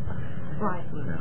I would also like to add that because working here at the coordinating board, that there are 4 individuals that have literally been meeting almost daily with the commissioner on this issue. So it is an issue that is very important to him, and certainly one that he values the input from people out in the field, and he is listening. So I just wanted to say that it's not unusual to get a notice that there's a meeting at 5:30 in the commissioner's office on uniform GPA. So it's a daily, whatever emails are coming through, he's definitely... There won't be one either today or tomorrow, I promise you. Thank you. After I called him, huh? That's right. No, or Laurie will send me an email and say, have you said this to the commissioner? All right. Mr. Ryder. Mr. Chairman, I would just ask the commissioner, do you anticipate that we will be ready to vote on this January board meeting, or would you envision, since we're going to also have some meetings in December, we might be able to address it at that time? Just thinking about a timeline as to when we do want to bring this to final resolution and, a final proposal. Can you give us some idea of what your thoughts are as to timeline? I would. It's obviously up to the will of the board. I would prefer to do this in December. Well, that would give us 60 more days to work through it, which I think is good. It gives us 30 more days to get back out. So I just want to make sure that as a board, I think our January meeting is January 20th or and we're session started up then. And so if we could get the work done by then, I'd love to see us try to finish it up prior to year end and bring it to some resolution. Yes, it depends how fast it can be written and posted. It does. That's the key. It's how quickly we can get back out. We will move urgently. Yeah. And one of the things that I think is important is as there are new recommendations and changes, that they be posted as soon as possible so that everybody's working off the same script, so to speak. Madam Chair, I'm sorry. No, that's okay. I move to table this item. There's a move to table by Dr. Phillips. Is there a second? Second by Elaine Mendoza. All in favor? Aye. Any opposed? Motion carries. Agenda item 7E is the consideration of adopting the committee's recommendations relating to amendments to sections 5.114 and 5.115 of Board Rules concerning mathematics, science, and technology teacher preparation academy. Susan Barnes, Director for Education Quality, will present this item.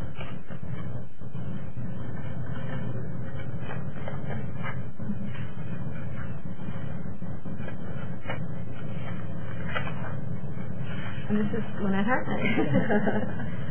I think Dr. Barnes is meeting with Dr. Connolly, and I worked a little bit with her on that. This simply places the rules on the academies consistent with the board rules in section 1.16. So staff recommends that these be adopted. Okay, are there any questions? Do you have a motion? I move we adopt. Motion by Dr. Phillips, second by Mr. Wingo. All in favor? Aye. Any opposed? Motion carries. Thank you. Agenda items 7F and G have been moved to the consent calendar. Agenda item 7H is the consideration of adopting the committee's recommendation to authorize the board chair and chair of the Committee on Participation and Success to approve the report on the Texas Fund for Geography Education Program, House Bill 3590, Texas Education Code, Subchapter X, Section 61.941 to 61.945 of the 77th Texas Legislature. I also have that Susan Barnes is presenting on this. It is the amount of funds that are received to do the geography project, and it just requires board approval to spend those funds. Okay, are there any questions? A motion? So moved. Moved by Dr. Phillips. Is there a second? Second. Second by Mr. Wingo. All in favor? Aye. Any opposed? Motion carries. And agenda item 7I is consideration of adopting the committee's recommendation to authorize the board chair and vice chair to approve the update to the P16 College Readiness and Success Strategic Action Plan, House Bill 1, 79th Legislature, third called session, 2006. Dr. Judy Laredo, Assistant Commissioner for P16 Initiatives, and her staff will present this item. If you will notice, placed in front of you this morning is the packet of the document entitled Update on P16 College Readiness, Success, and Strategic Planning. 2 years ago, this was mandated. The plan was developed, and as what we are required to do by December the 1st is to submit the written update on all the activities that have been taking place related to P16 and House Bill 1. What we have been doing in the last month because this is a joint effort between the coordinating board and TEA, we have been working together in doing the updates that you see in this document.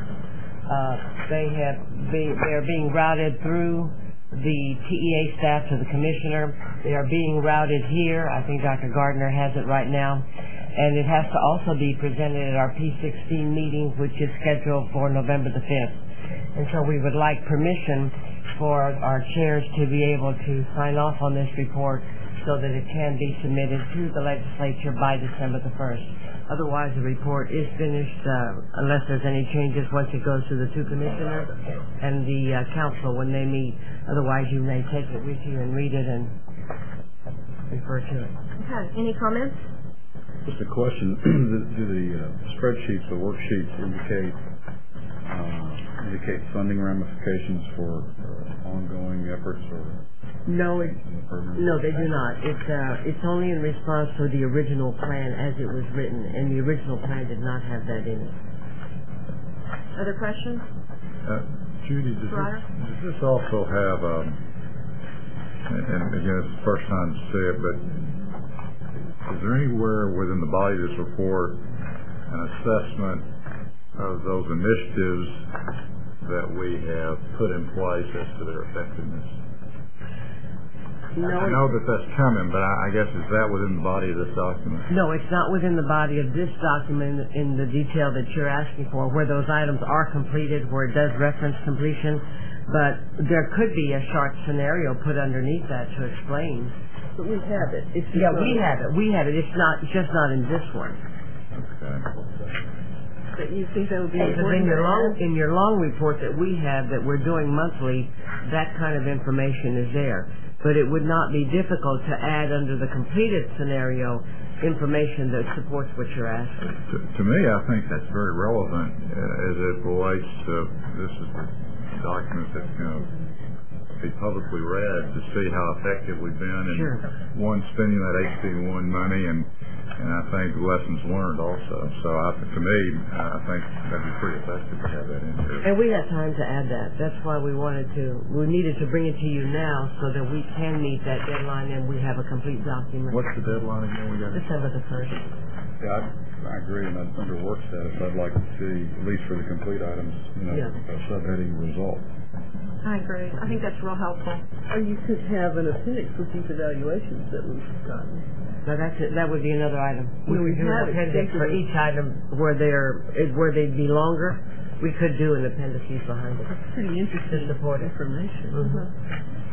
But we could still do a short scenario under the document and then refer them to the appendices that gives more detail. Good suggestion. Yeah, it is. Any other comments? Okay, may I have a motion to approve the recommendation? So moved. Moved by Elaine Mendoza. Is there a second? Second by who's the second? I'll say Whitrider. Okay, all in favor? Aye. Any opposed? Motion carries. That concludes the participation and success committee portion of the board agenda. Thank you, Madam Chair. Excuse me, Mr. Chairman, if I may ask one last question regarding this. When we're doing our regional meetings about the college readiness standards, are folks from TEA going to be with coordinating board staff? It just depends. At some of the meetings, we just only had one. This was our first one, but they have been invited to attend now. I don't know who is signed up on the remaining 12 that are taking place. Lynette might be able to answer this. I do know that Joseph Kohanek, who is the Director of College Readiness Program at TEA, has been invited to attend each of those and participate. They're having some difficulties with travel expenses, and so he's trying to make as many of those that he can, but there's some issues with budgetary considerations. I think one of the frustrations we hear from public school administrators is the mixed messages that they seem to be getting from coordinating board, TEA, et cetera. So the more we can, it was such a collaboration that was very real, that we should use every opportunity to demonstrate that it was a collaboration by having representatives of TEA or a letter or some form of communication that says this is something that TEA and the coordinating board are working hand in hand, side by side, and are moving forward together. It just seems to be an important point. And that might be something where when they cannot attend, that as we open up each of those sessions, we certainly can attest to that, because we do meet with them monthly. Absolutely. And Joseph, at our last meeting, even talked about the alignment of working on the TEKs and where they were at that point. So that certainly could be done where they cannot be with us, because unfortunately the budgets are tight. I think any sort of written an opening letter, something that could be distributed or read aloud would be really great. Our next meeting is, and he may be there tomorrow, because it's Friday. It's here. It's here in Austin. So this one probably would not pose a problem for him. But it's important to remind when these kinds of issues come up, it's important to remind superintendents and principals that the Commissioner of Education has approved and endorsed the college readiness standards. Yes. And I've been with him when he's even publicly said that at P16 council meetings. We just have to keep reinforcing it, my point. That's right. Because it's real. And we can do that. Thank you. Sorry. Thank you, Madam Chair. Next item on the agenda is item 9, matters relating to the Committee on Strategic Planning. Thank you, Mr. Chairman. We're on a record time frame, so we are indeed. It's almost like a Jerry Seinfeld. I will do my best to not slow the process. Don't mess it up. Jerry's believe me, I won't. I have to go 35 north. Okay. I will just report that items B, E, G, H, I, and J were all on the consent calendar approved earlier. So as we get to those, I think we've already asked if anybody would like to have those removed, and we've heard no objection to that. I would mention that there are just a couple of facility items that I'd like to mention before we get into the rest of the committee agenda. The Facilities Task Force, and that's in Susan Brown, Elaine Mendoza, Fred Heldenfels, Gary, have done a great job at trying to look at how do we streamline the approval process for facilities. And that is not just to cut the time down, but be a lot more effective in how we're looking at it and looking at the correct information, and then also trying to be very respectful of the institution's times. Because the institution spent a lot of travel time to come here to make presentations to the committee and then come back to the board. So as a result of that, the task force has recommended that we start having a consent calendar for facilities projects that meet all the standards.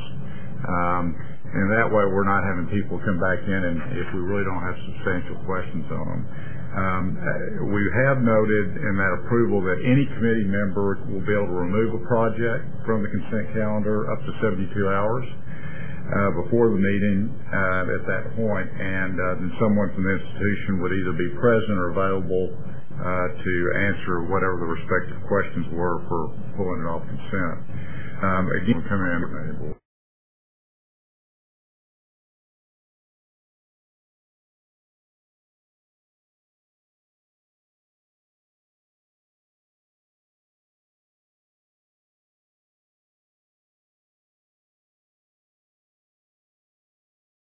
For the projects that we either approved, the project or the evaluation in our committee meeting. And I just asked, does anybody have any questions on any of those projects? Okay. Agenda item 9D is a report on the facilities decisions made by the commissioner or the assistant commissioner since the previous board meeting. Again, this item is an informational item. These items have been approved. but we would be happy to answer any questions on any of these projects.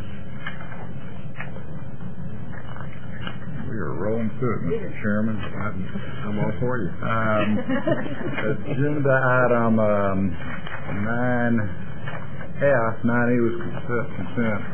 Agenda item 9F is consideration of adopting the committee's recommendation relating to the 2008 Regional Plan for Texas Higher Education. And Janet Binke is going to be here to make a presentation. After the presentation, I think we've got some additional handouts. If we don't already have them here, that we'll get one handout. Okay, great. Janet, welcome. Thank you. Good morning. Morning. The regional plan fulfills the coordinating board's statutory obligation to prepare a report with specific content. This slide, you'll see, mentions a few of the statutory requirements, but we also use the report as an opportunity to give higher education institutions and the public education-related data by regions that's generally not available elsewhere or not available in a collected format as in the report. And this year we put special emphasis on providing information for the P16 councils and giving them data that will help them better understand their regions. The data in the report is organized based on students' progress through the public education and higher education systems and onto the workforce. Now, I couldn't talk about the regional report without putting in a map. So here's a map that shows the 10 Texas higher ed regions. And the top percentage in each of these regions is the percent of increase in the four-year institutions enrollment from 2000 to 2007. The bottom number is the increase in enrollment at the two-year institutions. And as you'll see on the slide, the enrollments are greatest for both in the Metroplex and in South Texas regions. Now I'll talk briefly about two topics from the regional report that we don't often discuss with you. That'll be program demand and job openings, and then I'll move on to closing the gaps issues. We determine student demand by analyzing the programs or majors with the highest number of degrees or certificates awarded. So on this slide you'll see that for the bachelor's degrees we used 200 degrees or more in a specific program area as the threshold for determining high demand. And using that standard for the bachelor's degrees, 86% of all the degrees awarded at the bachelor's level were in the areas that were labeled high demand. But those 86% of all the degrees were only in 20% of the program areas, so that there are many, many programs that have small numbers of degrees awarded in them. You'll see for certificates, associates, and masters, the numbers are similar. At the doctoral level, you'll see that there's a good deal more diversity in the program offerings and the awards. Now, a check of the offerings by region shows that high demand certificate and undergraduate degrees are available in most regions. High demand master's and doctoral programs also tend to be widely available, and all of these offerings are increasingly being supplemented by programs that are offered through distance education, and those offer students the access to degree programs regardless of where they're located. Now, at the end of a student's educational experience, he or she will likely take a job. And this is one of higher education's most important contributions to the state economy, and it's to prepare employees for future job demands. Projections of the need for specific occupations are prepared by the Texas Workforce Commission. THECB makes these projections in conjunction with the U.S. Bureau of Labor Statistics, and I know we discussed this at the subcommittee meeting, and I'll give you just a little bit more about how they actually make their projections. They use both economic and demographic forecasts. They try to anticipate changes in fields such as technology, and they use input from industry and trade groups. So they don't just do a straight line projection when they're coming up with these numbers. In the occupational area with the largest growth of additional jobs at the associate degree or higher, and this is for their 2004 to 2014 projections, that's anticipated to be in public education.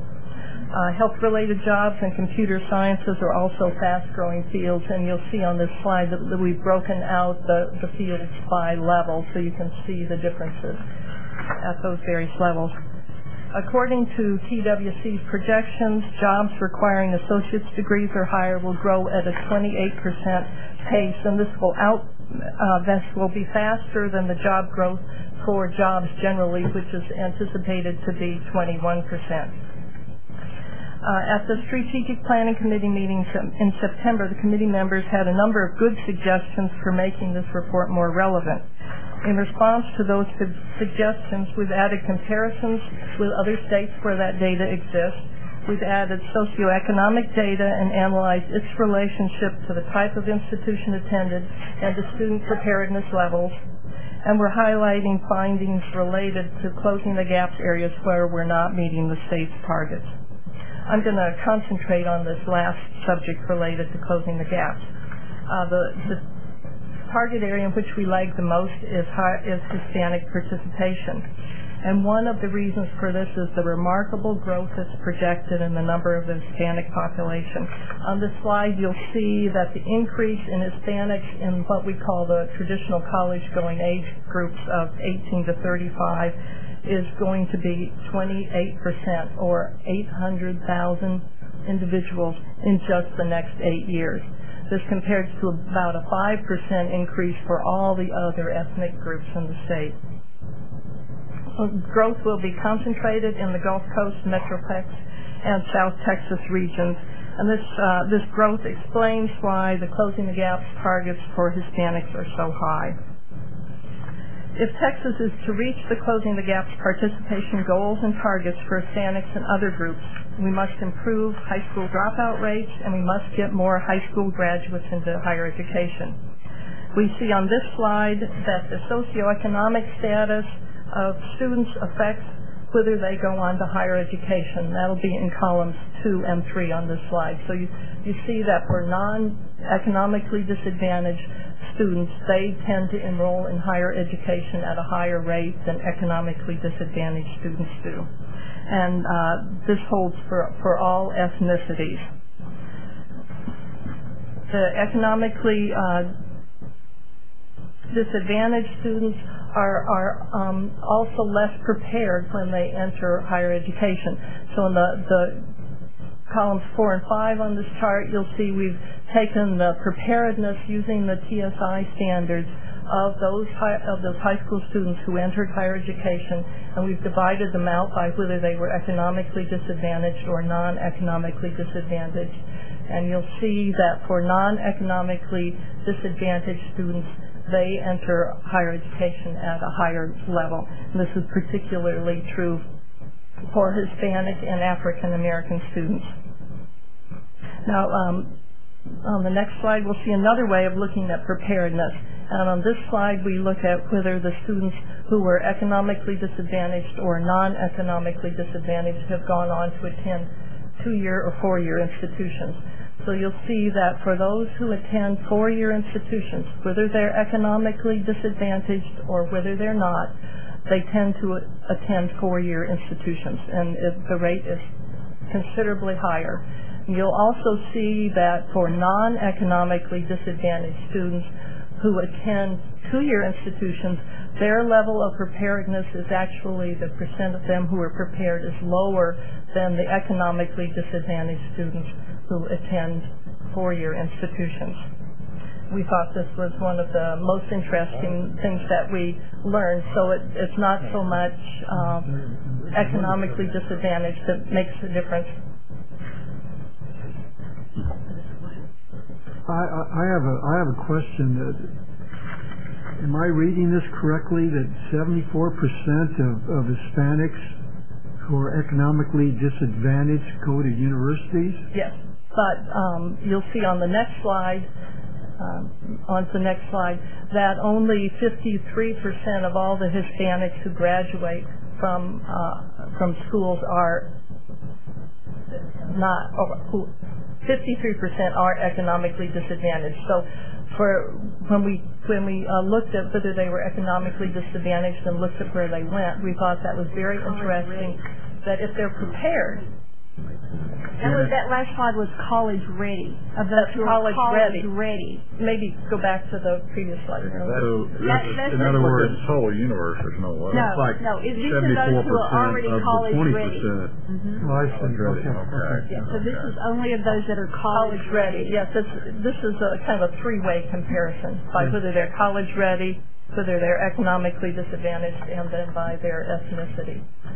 So if they've met the TSI standards, they tend to enroll at four-year institutions even if they are economically disadvantaged. Okay, now on to the next slide.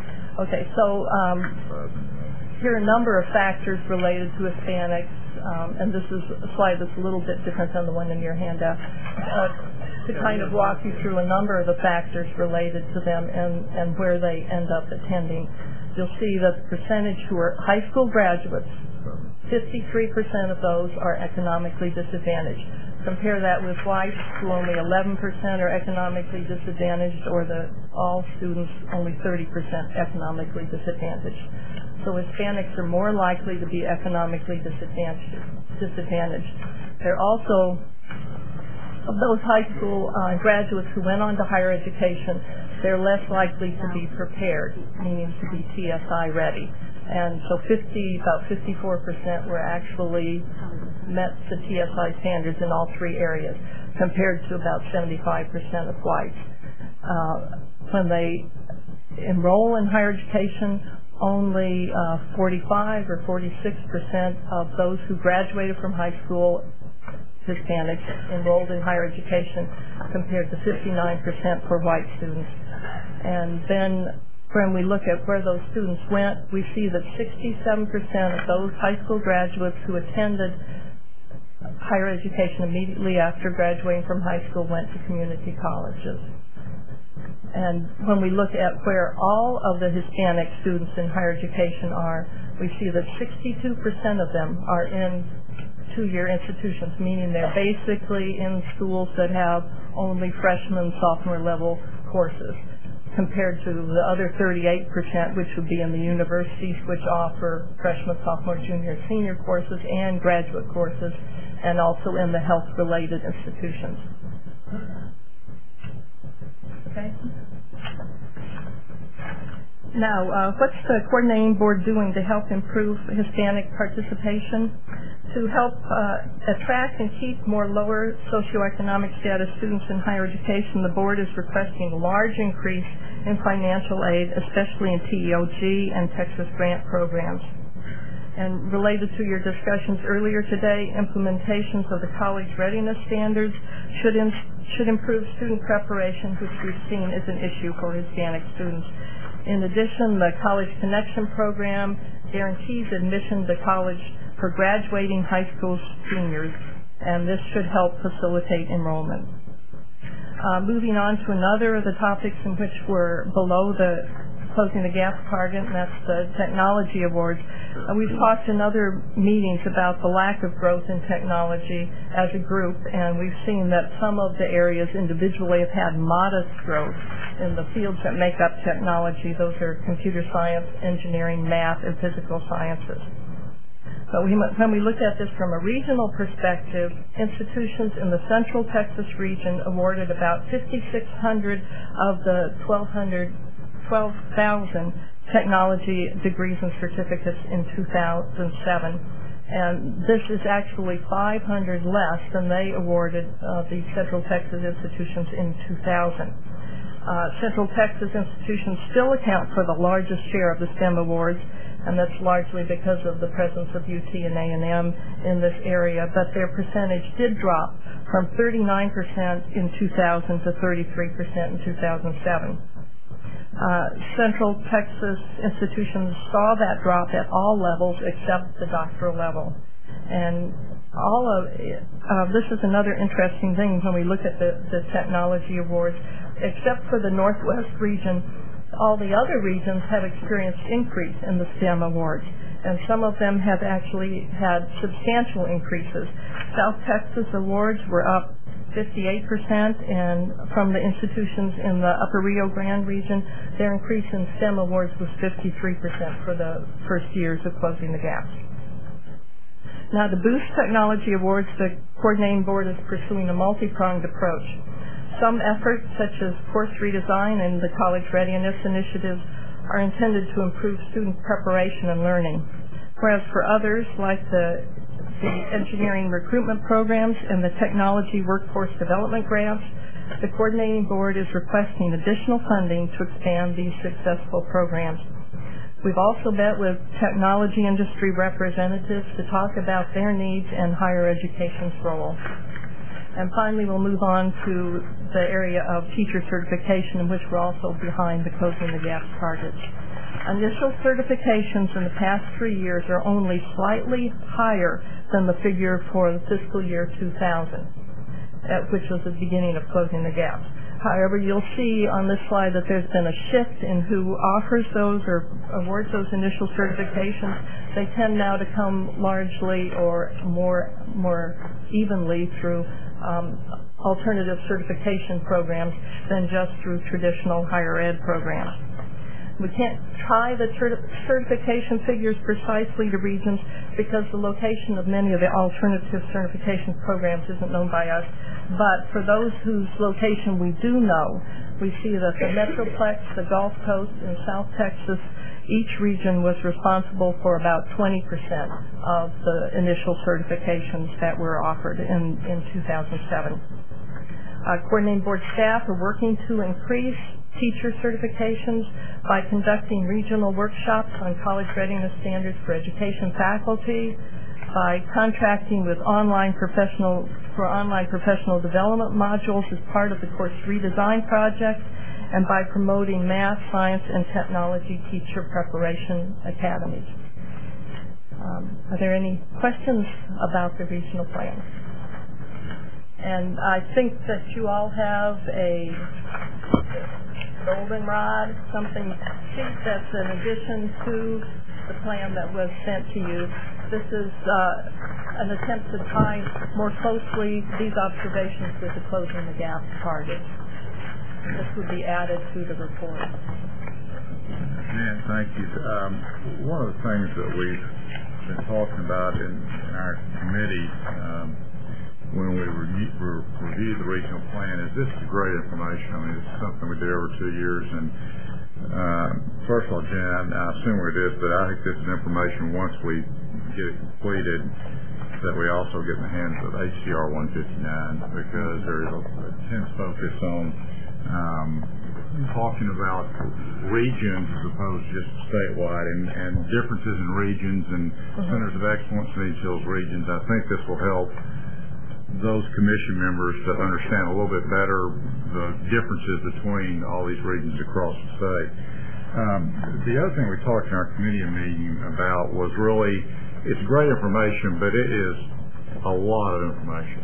And there's an executive summary, and Fred had recommended that we try to put behind the executive summary a focus on an action plan on the 3 areas where we're deficient: the Hispanic side, technology, and teacher certifications. And what you have behind the goldenrod sheet is not the full product. It is an example of what has been the first initial efforts to summarize those 3 areas, action plans which are being taken, the thought being that the narrative part would be put into the executive summary here, and then to use the Excel report that's attached more as a tool within our agency and our committee to monitor the progress of how we're pursuing that. I think it's a great recommendation by Fred. I mean, Fred, do you have any other comments?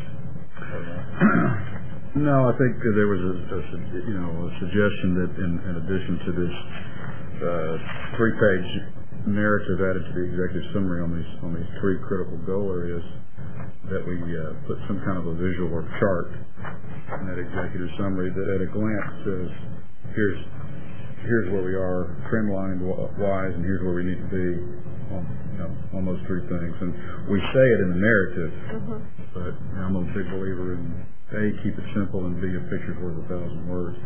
It's dramatic. We need to increase Hispanic participation by 105,000 students in 2 years. That means these institutions out here in the audience have to add 52,500 next year and 52,500 the year after that.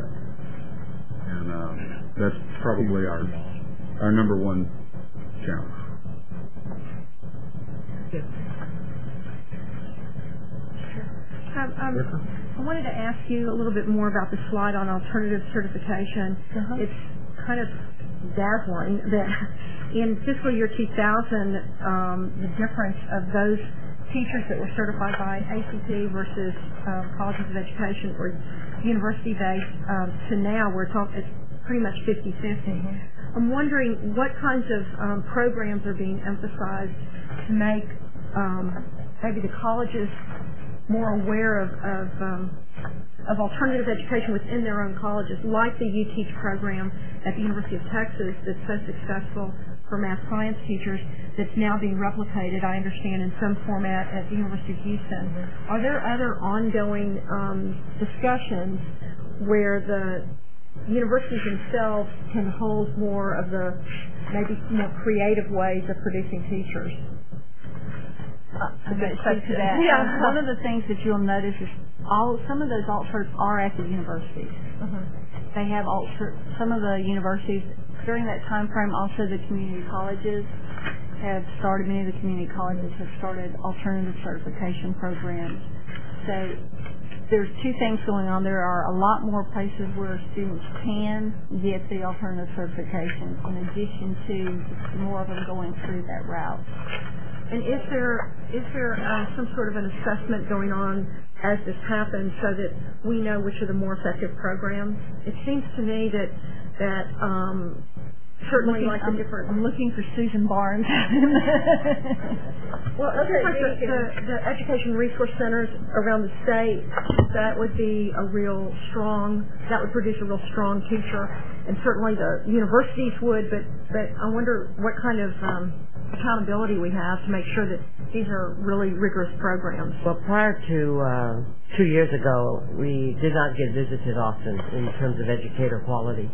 And in the last 2 years, SBEC has put a position in place, a system for monitoring programs, and they are visiting all the alternative certification programs across the state to measure them according to what they're doing, meeting the standards, etc., as well as their completion rate of their students.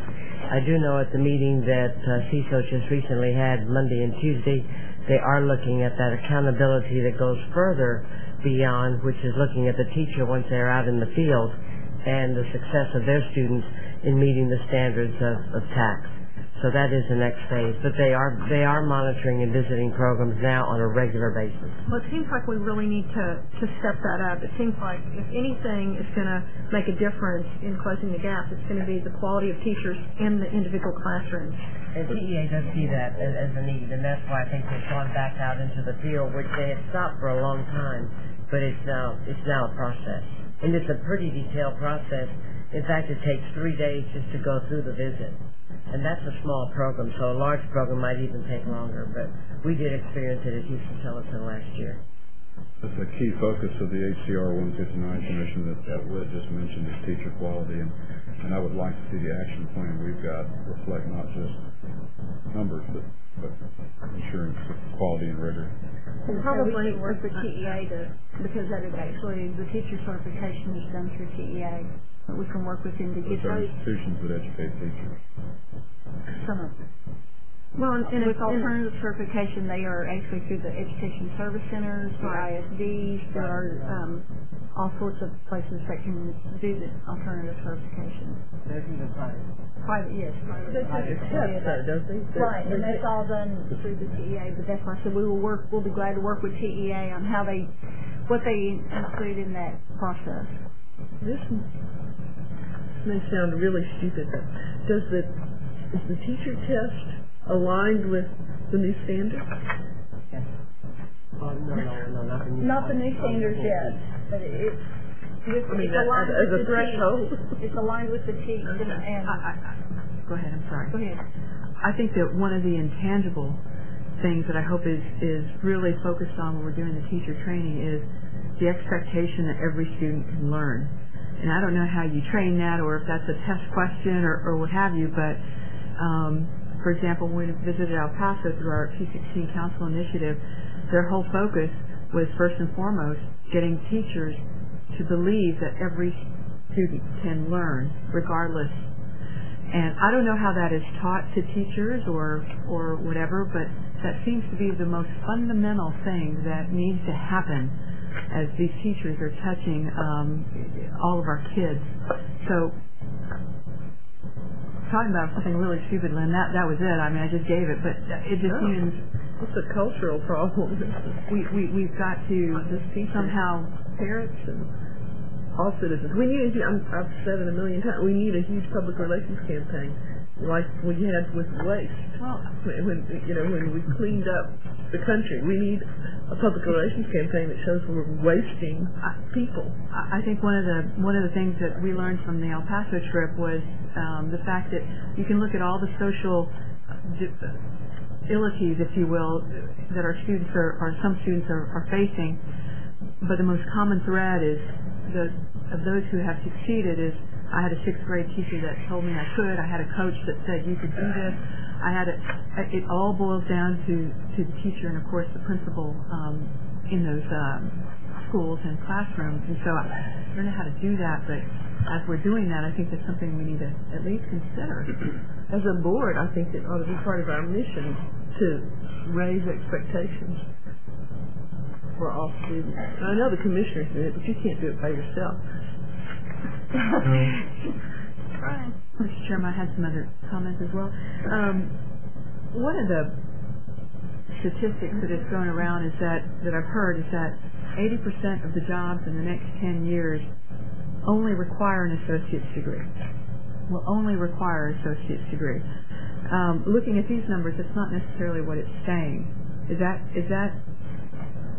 I think what they're saying is that only, well, I've got the actual numbers right here, but a very small percentage of all the jobs in society require associate's degree or higher.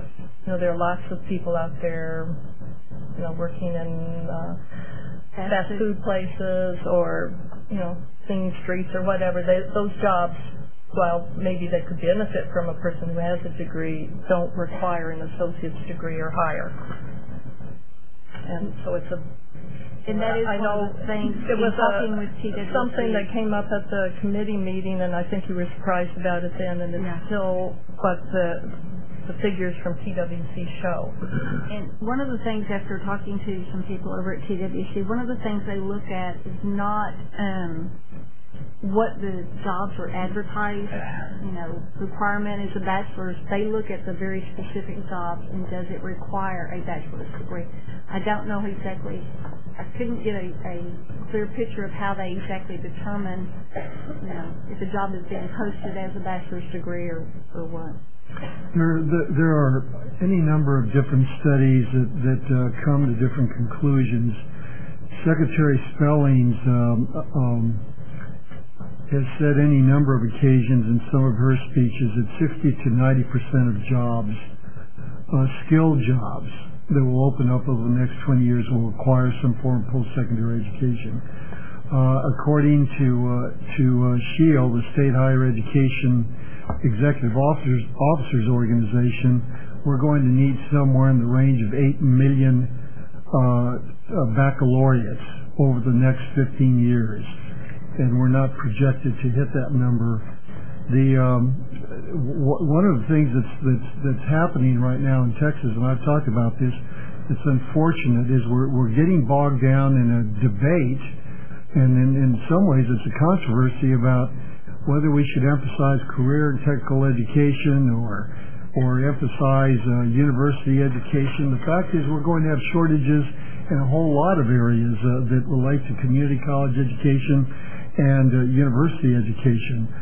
We are going to have a shortage of welders. We're going to have a shortage of pharmacists. We're going to have a shortage of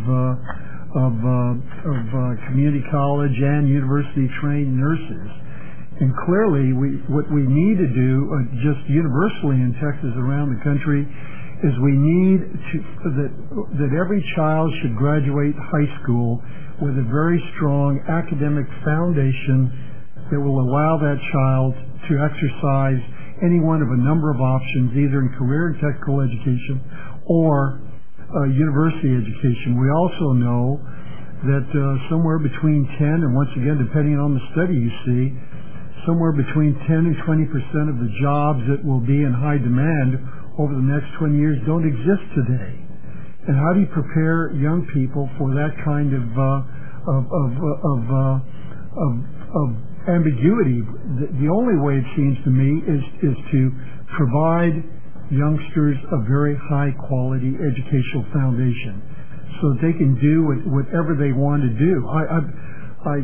When we get bogged down in these conversations, I tell people that if we emphasize high rigor, strong academic foundation for all high school kids, they can do whatever they want. I've never heard anybody say that somebody reads too well or somebody writes too well in whatever job they have. It's absolutely imperative that we give young people a range of options.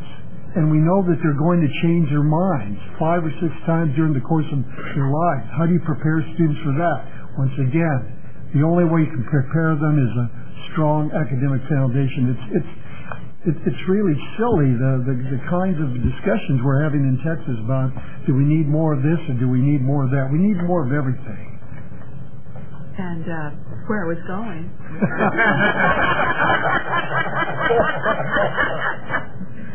Sorry. As usual, I applaud what you're saying, of course. Where I was going with that also, Commissioner, was if indeed most Hispanics, a strong majority of Hispanics are going into community colleges, that while that is in some respect a good thing, because the statement of 80% will need just and I don't like the word just, but this is what I hear, an associate's degree, I think we need to do a better job as the 2+2 programs, because it should be not just an associate's degree, but at least associate's degree. It's totally different. Sure. And so I don't see in our action plan strengthening the 2+2 programs, or at least making sure that we've got leverage and guns. Wow. That's something for you. Yeah. Okay. I just think that we just need more emphasis there. If indeed that is the pathway to move into university levels, is the community colleges, we've got to do a better job at the 2+2. We have Martha Ellis sitting in the back of the room, who is the new Associate Vice Chancellor in the University of Texas system, former community college president, and her job is to deal with precisely the issue that you're talking about. But more specifically, we just received a $150,000 training grant from the Illumina Foundation to work on 2 things. One, what you proposed in terms of the formula funding, and the other, directly to the point, is 2+2. And we've included in a group that went to North Carolina to prepare this grant proposal with Senator West, Representative Morrison, Ken Craycraft, who's here today, Richard Rhodes. I may be missing someone, but we've got a $150,000 training grant for that, and if we make it through the first year, there's about $2 million at the other end to work specifically on 2+2. We've actually had several meetings internally to talk about how we can join more efficiently our field of study guides along with our core curriculum. There are just a huge number of things that we have to work on specifically on that, and so. I think in terms of it not being in the action plan, it probably should be, because we're going to have a huge emphasis on our staff in terms of working on that. Right. And as we discussed yesterday in our merit plus needs discussions, if we're going to, while we all need more, we all agree we need more TEOG funds. Again, there's the gateway, and then having that Texas grant available as they transition. I mean, this is all tied together, obviously, but I think that's important. The other one regarding technology awards, we're making gains on engineering, and that's awesome. But if you overlay the national need, we're way far behind. And I think that's something that we also need to keep into perspective, is that while we're making gains, the need nationally outstrips the gains. Absolutely. We're so far behind. And I guess one of the things in the action plan, now this is going to be really silly, is I don't think elementary school kids know what an engineer or a scientist really does, and the perception of what they look like and how they behave and all of that needs to be, those stereotypes need to be stripped. I would think that as a coordinating board, perhaps we can encourage our institutes of higher education as well as industry to do some public awareness, marketing, whatever you want to call it, down the pipeline so that we can inspire these kids to become scientists and engineers. I think systemically we're doing the right things, college readiness standards, more emphasis on teachers with math and science, etc., the quality of that, but we're not inspiring them or dream. I've not heard a fifth grader say, I just dream about being an engineer that doesn't ride a train. And I think that component has got to be there as well. Studies have shown that 8th graders draw a scientist and they come up with pictures that are stereotypical of people with crazy hair, thick glasses, pocketbook protectors, and all that. Mad scientists. Mad scientists. Young women don't see that scientists and engineers actually make the world a better place. They don't see how you can contribute socially through these types of skills. And we just have a lot of work to do to inspire that. When we met with the high-tech industry, Dr. Herman, and you may have influenced him on this from the UT Health Science Center. I talked to him about it. Actually brought up this point, and it was embraced by the group, both by industry and higher ed, that we need to do more in which industry, higher education, and the schools are working together to really get people excited in the way you're talking about and prepare them at the same time. That the community colleges and universities and health science centers can't do it alone. They have to work with the public schools. They also have to work with industry, because industry can bring some things to the table to have resources, help make the fields more relevant in a way that the students will understand what they actually will do if they become, say, a civil engineer or electrical engineer, in a way they don't now. And so I thought that was a really promising direction from that I don't know if it's worthy of the action plan, but it seems to always, it gets lost. Well, I think we're moving on several fronts, and some institutions are taking individual initiative. President Killebrew is in the back of the room from Texas A&M Corpus Christi, and when we visited his campus several months ago, Fred and Lynn and I were there. We talked specifically that is part of developing this mechanical engineering BS program.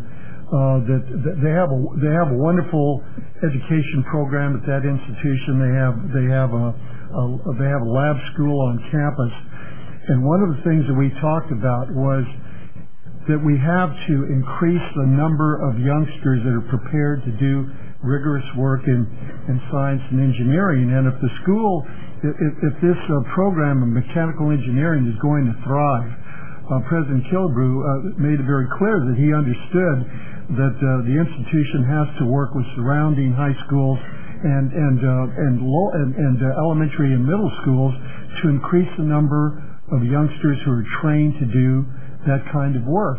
And I think that as we talk more about programs like what Corpus Christi will develop, I think we'll have more models around the state. The point that you're making is absolutely essential.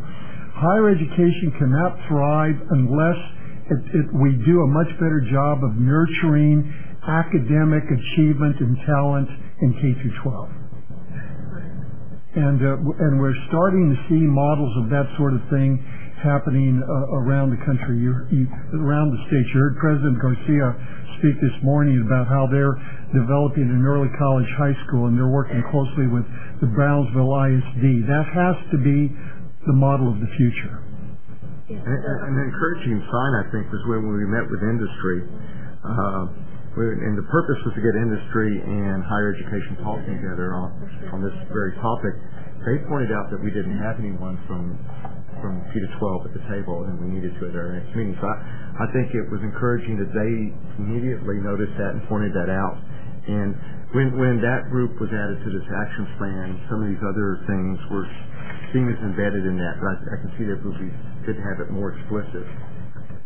Because it's such an intangible, but we can do all the systemic changes that we need to do and are the right things to do, but if we're not inspiring kids to choose to move in that direction, Elaine, at our visit down in Corpus Christi, they showed us a very short slideshow, and it was wonderful, and it's the sort of thing that perhaps we can incorporate into our online library. I forgot what the learning modules. But you could show this to elementary kids all across the state. It made engineering look really fun, and it was short. And I think when we see something like that, we ought to try to get it for this online library and push it around. Because the pieces are there. I mean, that's the exciting thing about this. It's not going to be a costly thing to implement because early childhood development centers are there, engineering programs are there, relationships with high schools are there, P16 councils. We just need to link that. Right. But it's just not an objective. Yeah, and in fact, I think it will be. The mistake that we probably made was that in this case, you talked about groups that were working on things. In fact, the engineering initiative there has many of those types of things embedded in it, and we probably should have made reference to what the goal that they really were trying to achieve rather than the means to do it. And I think that's clearly missing in what you got.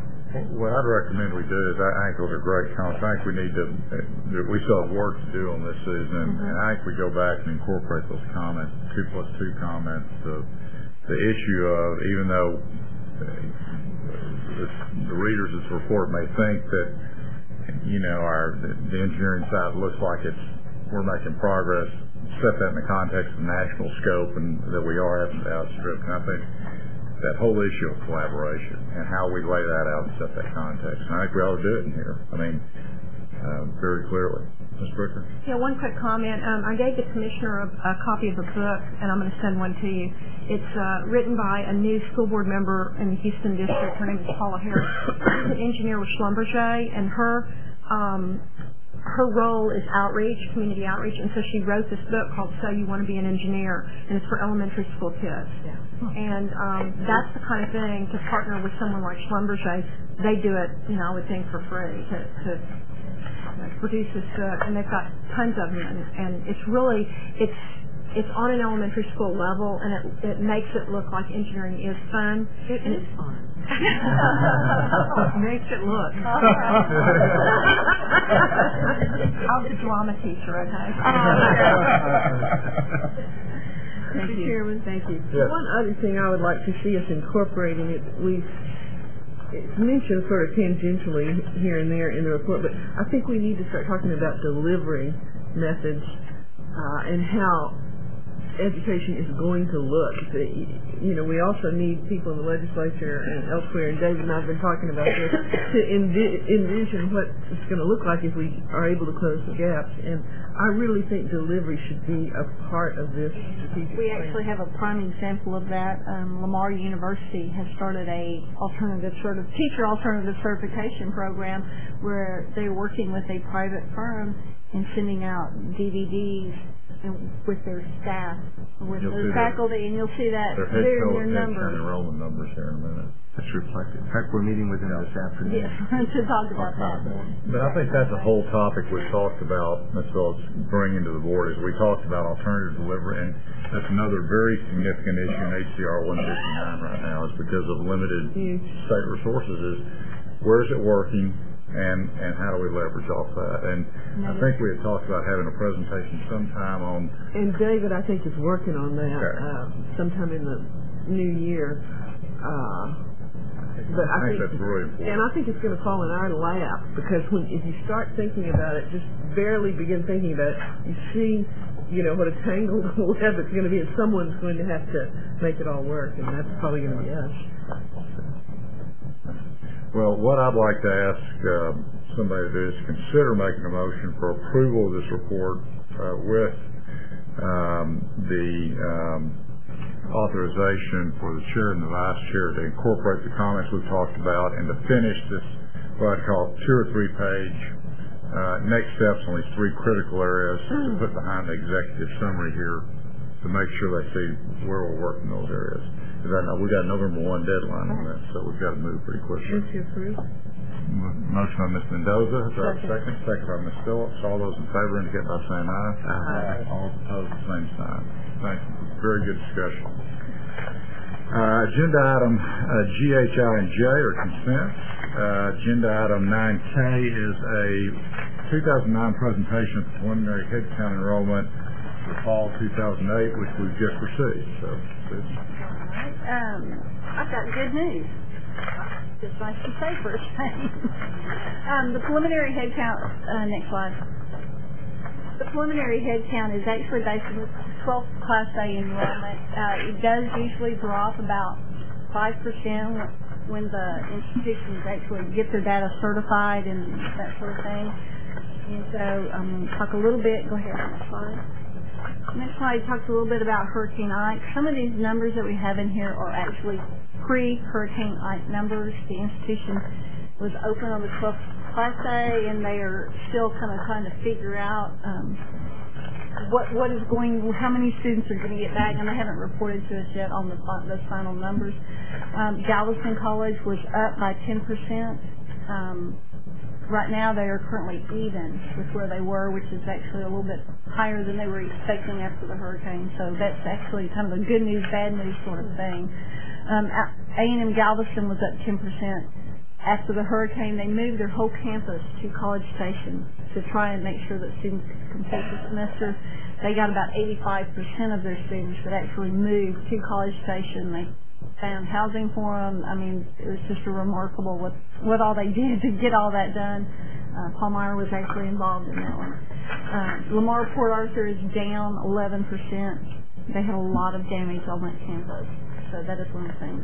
Good news is that even getting all that, we're up 53,000. We expect that once those numbers are certified, we're hoping that we get to about the 50,000, keep it at about 50,000. It's still the largest increase we've had since 2002. So that is a very good news. 70% of the growth, 70% of that growth was at the 2-year colleges, and that's of the increase. So we had large increases at the community colleges, but the public universities had a 3% increase. It's still pretty good, given tuition and the economy and all those things. Overall, it's about a 4.4% increase. Next slide. 43%, 23,000. As Mr. Heldenfeld mentioned earlier, we need to get 50,000 for the next 2 years to meet our 2010 target. But 23,000 is still, that is more increase in just the Hispanic population or enrollment than we had in the total enrollment last year. So that's still it's a big increase. This is how the target since 2000 we've had almost an increase of 290,000 total enrollment. And once again, we spend on the trend. 2-year colleges are enrolling more and more of the population. One of the things we talked about a lot is the dual credit. This one here shows that in 2000, of the 2-year college enrollment, only 3.9%, or about 3.9%, was dual enrollment. Those are students that are still in high school taking college-level courses. In 2007, it was up to about 10.6%. We expect it to be close to 12% this year when we get the final numbers. A lot of that has to do with one of the things you've heard about earlier today. That's where all of the high schools have to offer at least 12 semester credit hours of college-level work to their students. What year did that go into effect? That went into effect, I think it was 07. So it's been in effect, I think this will be the second year that that's been in effect.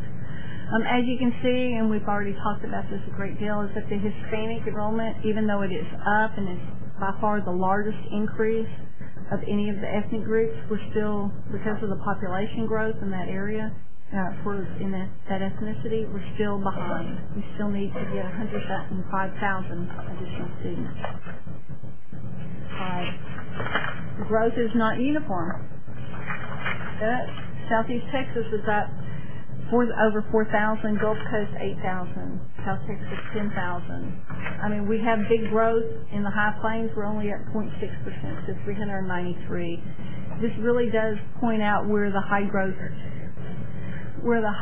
areas of the state are. If you look at South Texas, the Metroplex, and Gulf Coast, Central Texas is actually up 9,000. Obviously, the majority of that growth coming at the two-year colleges. A&M did do some increase. Well, this slide right here shows some of the large increases that we've had at institutions. South Texas College is up over 2,000. Alamo Community College District, and it's all of their campuses up 2,500. Tarrant County, now they did open a brand new campus, so they're up about 5,800, and those are preliminary numbers. Dallas is up a little bit.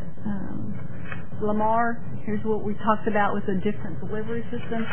This 3,000 that Lamar University is up, a lot of that is due to their new alt-cert program that they're running. And Texas A&M, Tyler Junior College is up 1,700. I don't know what you're doing up there, but it's working.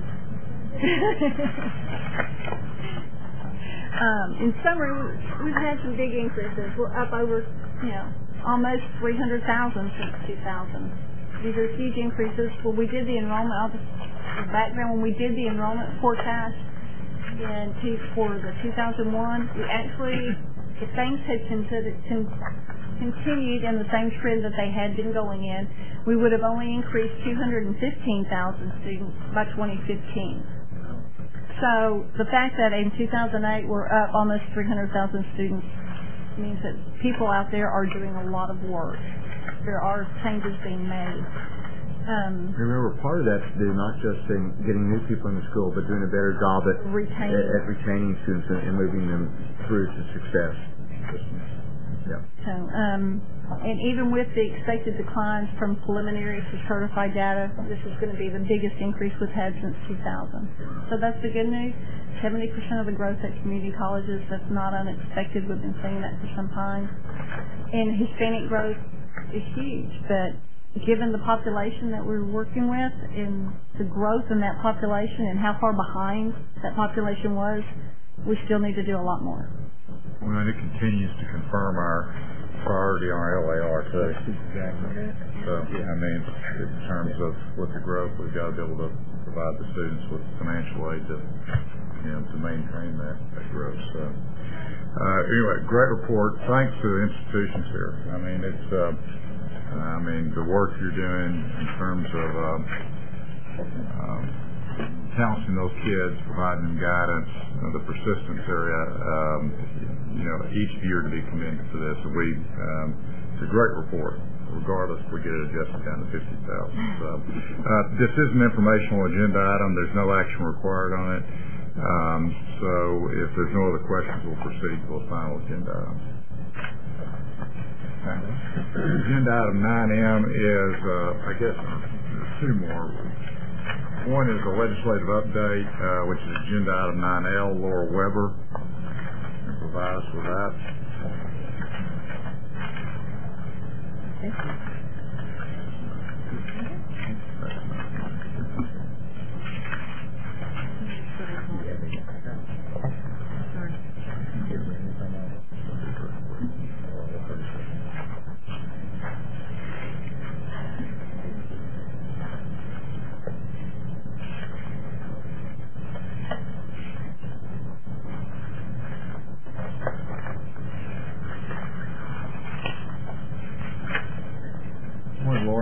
Good morning. Good to be here. In the handouts we're getting is the latest report on where some of the interim committees and commissions are currently. If you'll look past the first yellow sheet, the usual information is there. As you can see, they're closing business. They're starting to have no future meetings. But a couple that took place recently, since we last discussed these, were especially the one for the Select Committee on Public School Accountability earlier this month. They met and proposed a framework for a new accountability system, which I've included the slides that they provided at that meeting because I thought it would be of interest to you. The commissioner is a member of that committee and may be able to tell you a little bit more about what they discussed. But they do, of course, emphasize college readiness in their proposals, which we are always interested in seeing.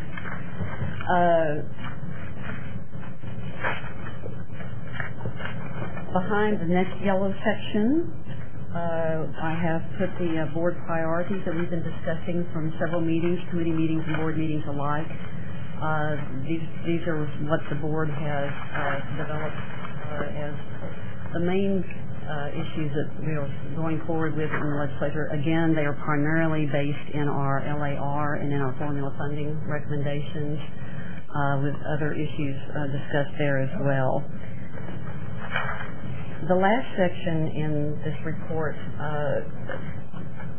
gives you some of the planning dates that we are working with right now.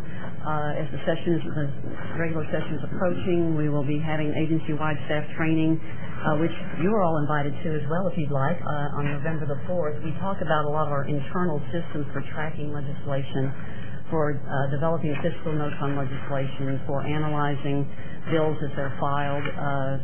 This becomes a very involved process as we go forward into the session. Pre-filing of bills does begin on November the 10th, and you're having a planning meeting in December where we'll talk a lot about those kinds of things there as well. We also have scheduled a new legislator orientation for January 21st. We did this for the first time last session. It seems very helpful to new and more experienced legislators to get together and talk about higher education issues and some of the resources we have available here for them to be using in the session.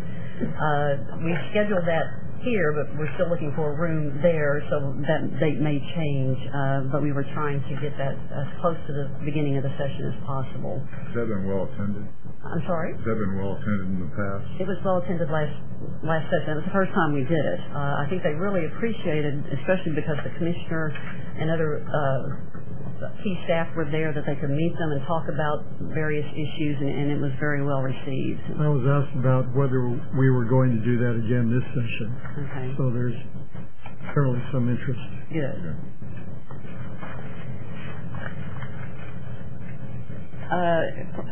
Speaking of resources, the other part of this that I was providing and talked to the committee about earlier was legislation information that's available on the web that we've been trying to develop to make some of our resources a little more accessible to folks. On this web page, we have information about our appropriations requests. We have all of the presentations that the commissioner has made at interim committees. We have information on all the systems that we have. We also are developing a series of overviews on topics to place there that I think people are finding very useful because they capture the essentials of some information that we're always being asked about. And I've provided an example here about tuition deregulation. It's something that is always of interest, and we can start with an overview of like this, and then if they need additional information, fill in from there. So there's a list there of the overviews that are already online and the ones that are in development that should be there by the start of the session. Laura, one correction on a typo. There a couple of these documents say identify Texas's next national research university, singular. And it should be either singular or plural.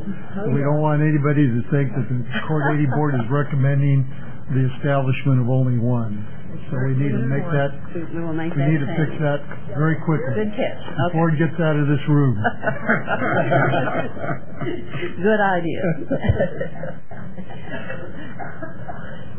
Commissioner, would you just give did we get the workshop with HCR 159? Yes. I know Fred and I missed that. Will you just kind of give the board an update of where HCR 159 is right now? Because we weren't at that last workshop because we're convening again on Tuesday. So There was a lot of discussion about national research universities and what the criteria should be for determining which institutions are best positioned to move up to that status.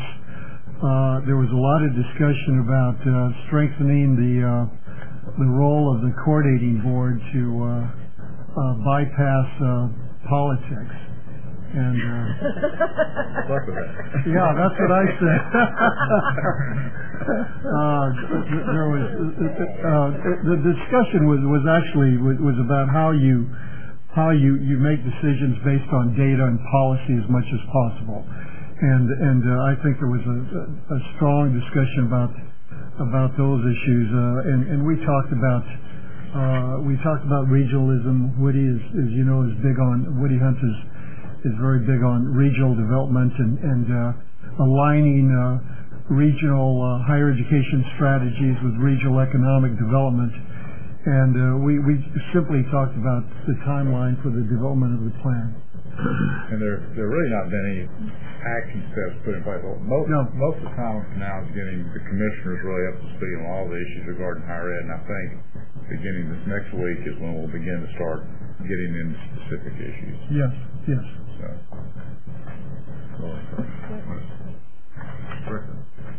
My question is, it seems that under 2A and B that perhaps there could be a way to talk about funding for community colleges. When Susan was talking in her presentation about the fact that 70% of the new growth is in community colleges, it seems to me, and I've said this a lot for 4 years, that we need to get behind a way to fund community colleges so that they can either all be in a taxing district or relieve them from having to have bond elections or relieve them from having to have annexation elections. And I would like to see us get behind that in some meaningful way. We've talked about it at length. Well, I think it needs to be one of our priorities. I agree. Yeah, good point. And one of the ways that we can take the politics out of it and put reality in is to really look at the numbers of students. What did you say, two University of Texas when we, 2 times 53,000 or whatever? Yeah. If we're looking at numbers and we look at capacity, facility capacity, even online courses or whatever it is, look at all of the capacity and overlay that on to the numbers that we're expecting and the funding, and it pretty much demonstrates that we're asking community colleges to do one thing and then tying their hands behind their back and saying, figure it out. And I think that it's completely unfair and unrealistic. And I think that this would be a real major step in the right direction. Lori, that concern, though, is the reason we put as recommendation 1A a significant increase in TEOG. Right, but that funds the students. I'm talking about funding. That's one important part of their income stream, but the rest of it, their operational budgets and their debt service, that's important that we show some sort of respect to the fact that they're really struggling. We have for the last 2 sessions, we have recommended 100% formula funding for community colleges. And the coordinating board has never recommended that before. And we've been very aggressive in calling attention to precisely those issues, and we will push hard on that. I get the sense from interacting with the legislature that the legislature is very aware of how central the role of community colleges is to our entire higher education set of goals. Could we make that 2C in support of Lori? I completely agree with her, and I think since we believe this, it would be wonderful to have it right there graphically. Yeah, I think we actually need to articulate it, and because if you look at this, certainly we understand about TEOG, certainly we understand about the formula funding, but until it's here in writing, I don't know that they're going to really have it on their radar screen. So I would appreciate it. Good idea. Make that change. Because when we get past the GPA, we won't have anything controversial. As long as it's not in my committee, I don't care. We are going to have I what I'd call legislative planning retreat for the board on December 11th, I think that afternoon. Is that right? Yes, sir. Mm-hmm. So anyway, Laura will be getting us information prior to that, and as we get ready for that meeting. So, any other questions for Laura? I do. What do you hear from Dom? As a matter of fact, Dom is probably leaving today. We saw him on Sunday. His birthday is coming up. And some of the staff went to see him, and he is leaving today and is probably going overseas within the next month. So he's been in California for training for a while. Give him our best. Give him our best. Thank you for asking. We miss him and we miss his emails. He might be able to remedy that if you'd really like. I assume Lizette will pick up the slack. She seems to be doing that. I want that color back. Dom always had those color-coded emails. Thanks, Laura. Appreciate it very much. The last agenda item, strategic plan, is 9M, and this is really like almost an open item, Susan. I'm going to let you kind of address this, but this was put on the agenda if we had to look at any issues relating to hurricane disaster. We know that they're out there, but we don't know enough specifics to make a recommendation. So that's why we had it on here in case there was, so we would have it on the agenda for today. I'm going to briefly go over some of the things we're looking at. As Mr. Ryder said, we don't really have enough of the specific data to bring forward a recommendation. Formula funding is going to be one, as I mentioned in the preliminary head count. Some of the institutions had on the 12th class day, they had some big enrollment increases, and then those students are gone because of all sorts of reasons. They have no house left. They have other things that have become more pressing at this exact moment. So there are things on formula funding. We want to try and make sure that those institutions are not harmed again because of the hurricane and losing all those students. So that's one of the issues. The community colleges, Galveston College and Moss Sheldon is here. Actually, he's the president of Galveston. A lot of their tax base has gone. Yeah. So this is going to be a long-term sort of thing. They're not going to be able to collect as many local tax dollars this year, and then that's going to affect them for years down the road. And what kind of recommendation do we need to make for that one? So those are just a couple of the things that we're looking at, and hopefully we'll be coming to you in January, if not maybe at the November meeting, about how we can possibly do something to help those colleges and what type of recommendations can we give. There is a legislative committee that is looking at this also.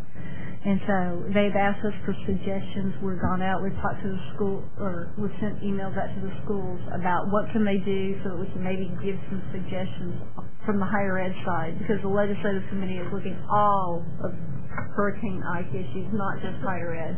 But we do need to be able to provide them with some recommendations. And so that's one of the things that we're talking with the schools. The institutions have a better handle of how we can help than we do, sitting here in Austin. So that's why we're going to be talking with them. It ought to be an open agenda item next board meeting. Right. Or even at the November meeting if something else. Okay. I did make one mistake. There is one more agenda item, 9N, and it's consideration of adopting on an emergency basis the committee's recommendation relative to new sections 22.196 to 22.202 of the board rules concerning provisions for scholarships for students graduating the top 10% of their high school class. And I don't know if we need anybody to present it. If you have any questions. Everybody on the board was at the committee meeting yesterday. And unless anybody's had a big change apart from what we recommended yesterday, I'll save the presentation from Lois because I don't think it's changed. So if that's not going to disappoint you, Lois, is it? I'll get over it, thank you. Okay. I want to see the full presentation. Oh, yeah, you didn't get to see it. I'm sorry. Okay. All right, need a motion, yeah. So moved. Motion by Mr. Shepard. Do I have a second? Second by Ms. Mendoza. All those in favor indicate by saying aye. Aye. All opposed, those same sign. Chairman, that concludes our report. Thank you very much, Chairman Ryder. Chairman Hinton, you're the only thing standing between adjournment and lunch. That's right. And as I told you in the hallway, about 15 minutes, that's what it'll be unless these people want to talk it to death.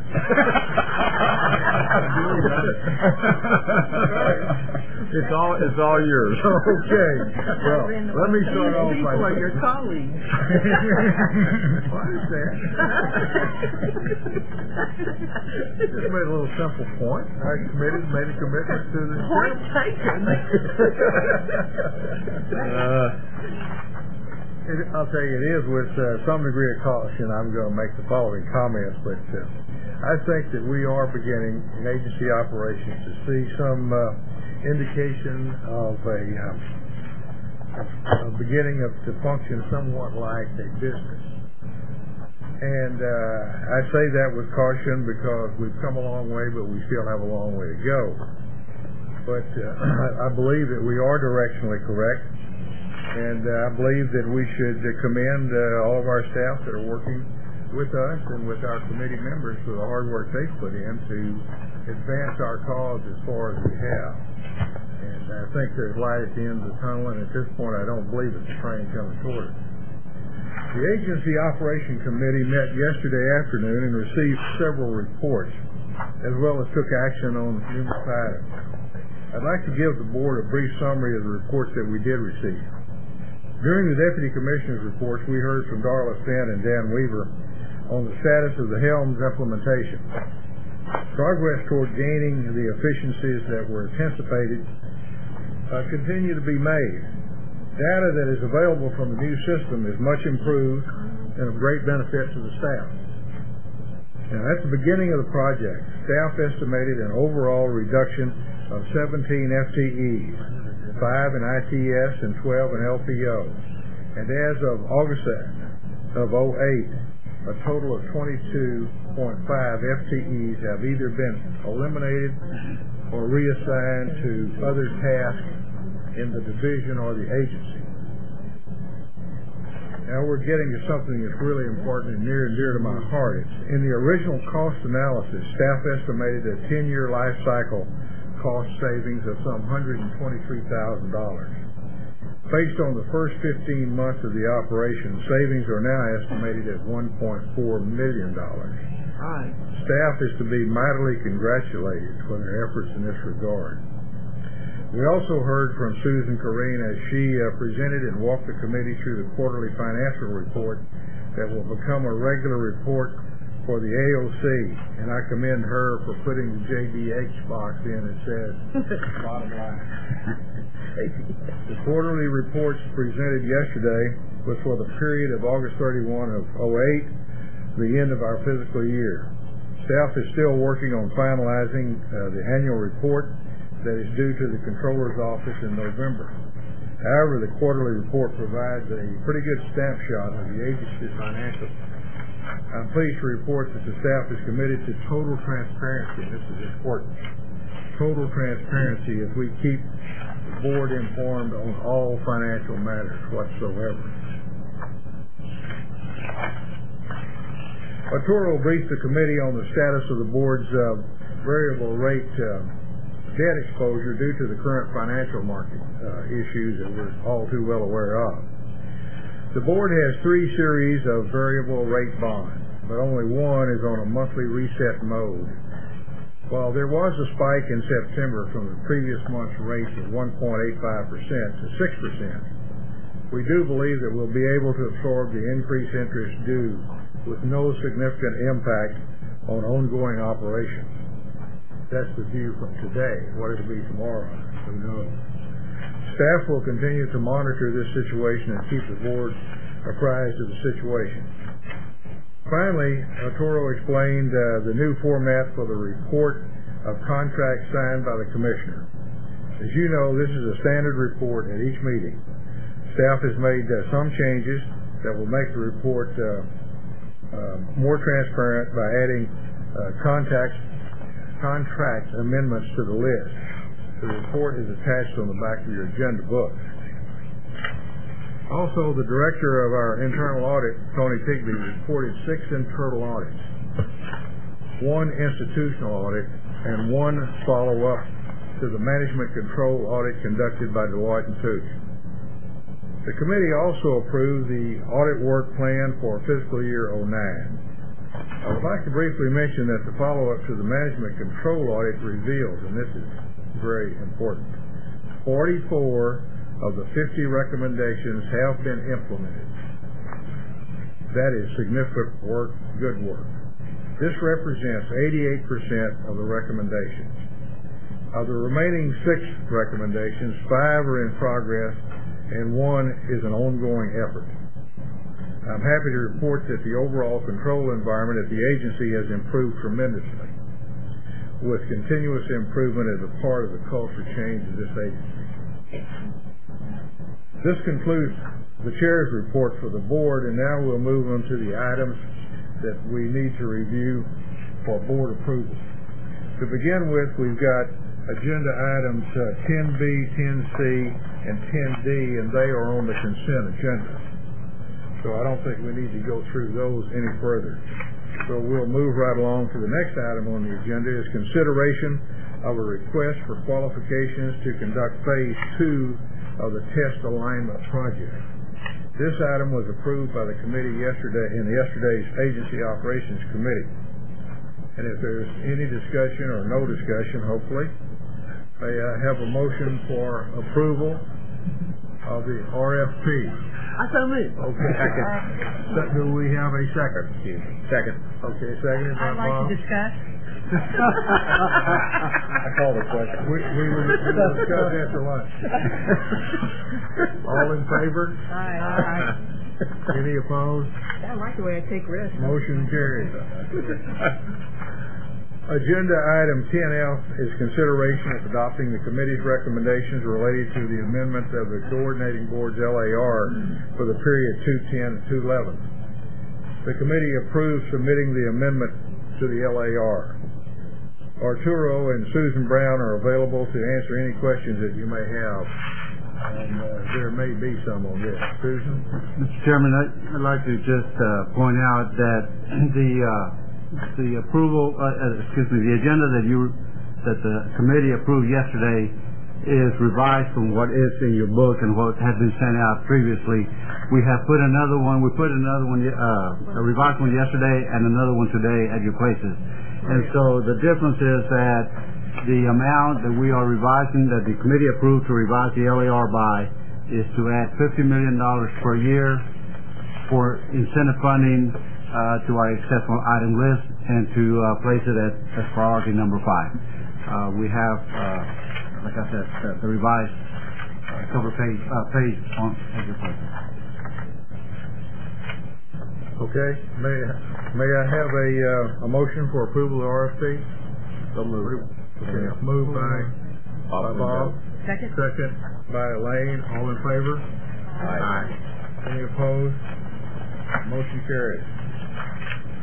Agenda item 10F is consideration of adopting the committee's recommendations related to an amendment to the LAR, as I mentioned that. And that's what you just picked up on, I believe, Arturo. And Susan, were there any questions anybody wanted to ask Susan or any comments? If not, then may I have a motion for adopting the committee's recommendations? So moved. Okay, moved by Fred, seconded by Whit. All in favor? Aye. Any opposed? Motion carries. The last item is a list of contracts executed by the commissioners since last board meeting. Arturo explained to the committee the changes to the list at yesterday's Agency Operations Committee. Are there any questions about any of that discussion we had yesterday regarding that list of contracts? I think they're all straightforward and easily understood. Okay. If not, then there is no action required on this issue, and this concludes our part of the agenda. Thank you very much, Mr. Chairman. Prior to adjournment, thanks to our sharp staff, in particular Linda Battles, she brought it to my attention that I need a motion to correct consent calendar for the meeting to relabel items 7G and H, so they are reflected as items 7S and G. Was that what happened? Yeah, we messed them up. So anyway, I would entertain a motion for that correction. So move the correction of the consent calendar. Okay, motion made by Mr. Hildenfeld, seconded by Mr. Hinton. Any discussion? All those in favor signify by saying aye. Aye. Any further business coming before the board today? If not, I'll entertain a motion to adjourn. Motion made by Mr. Hinton, seconded by Glenn Phillips. All those in favor? Aye. Aye. Yeah, is this a record? This is a record.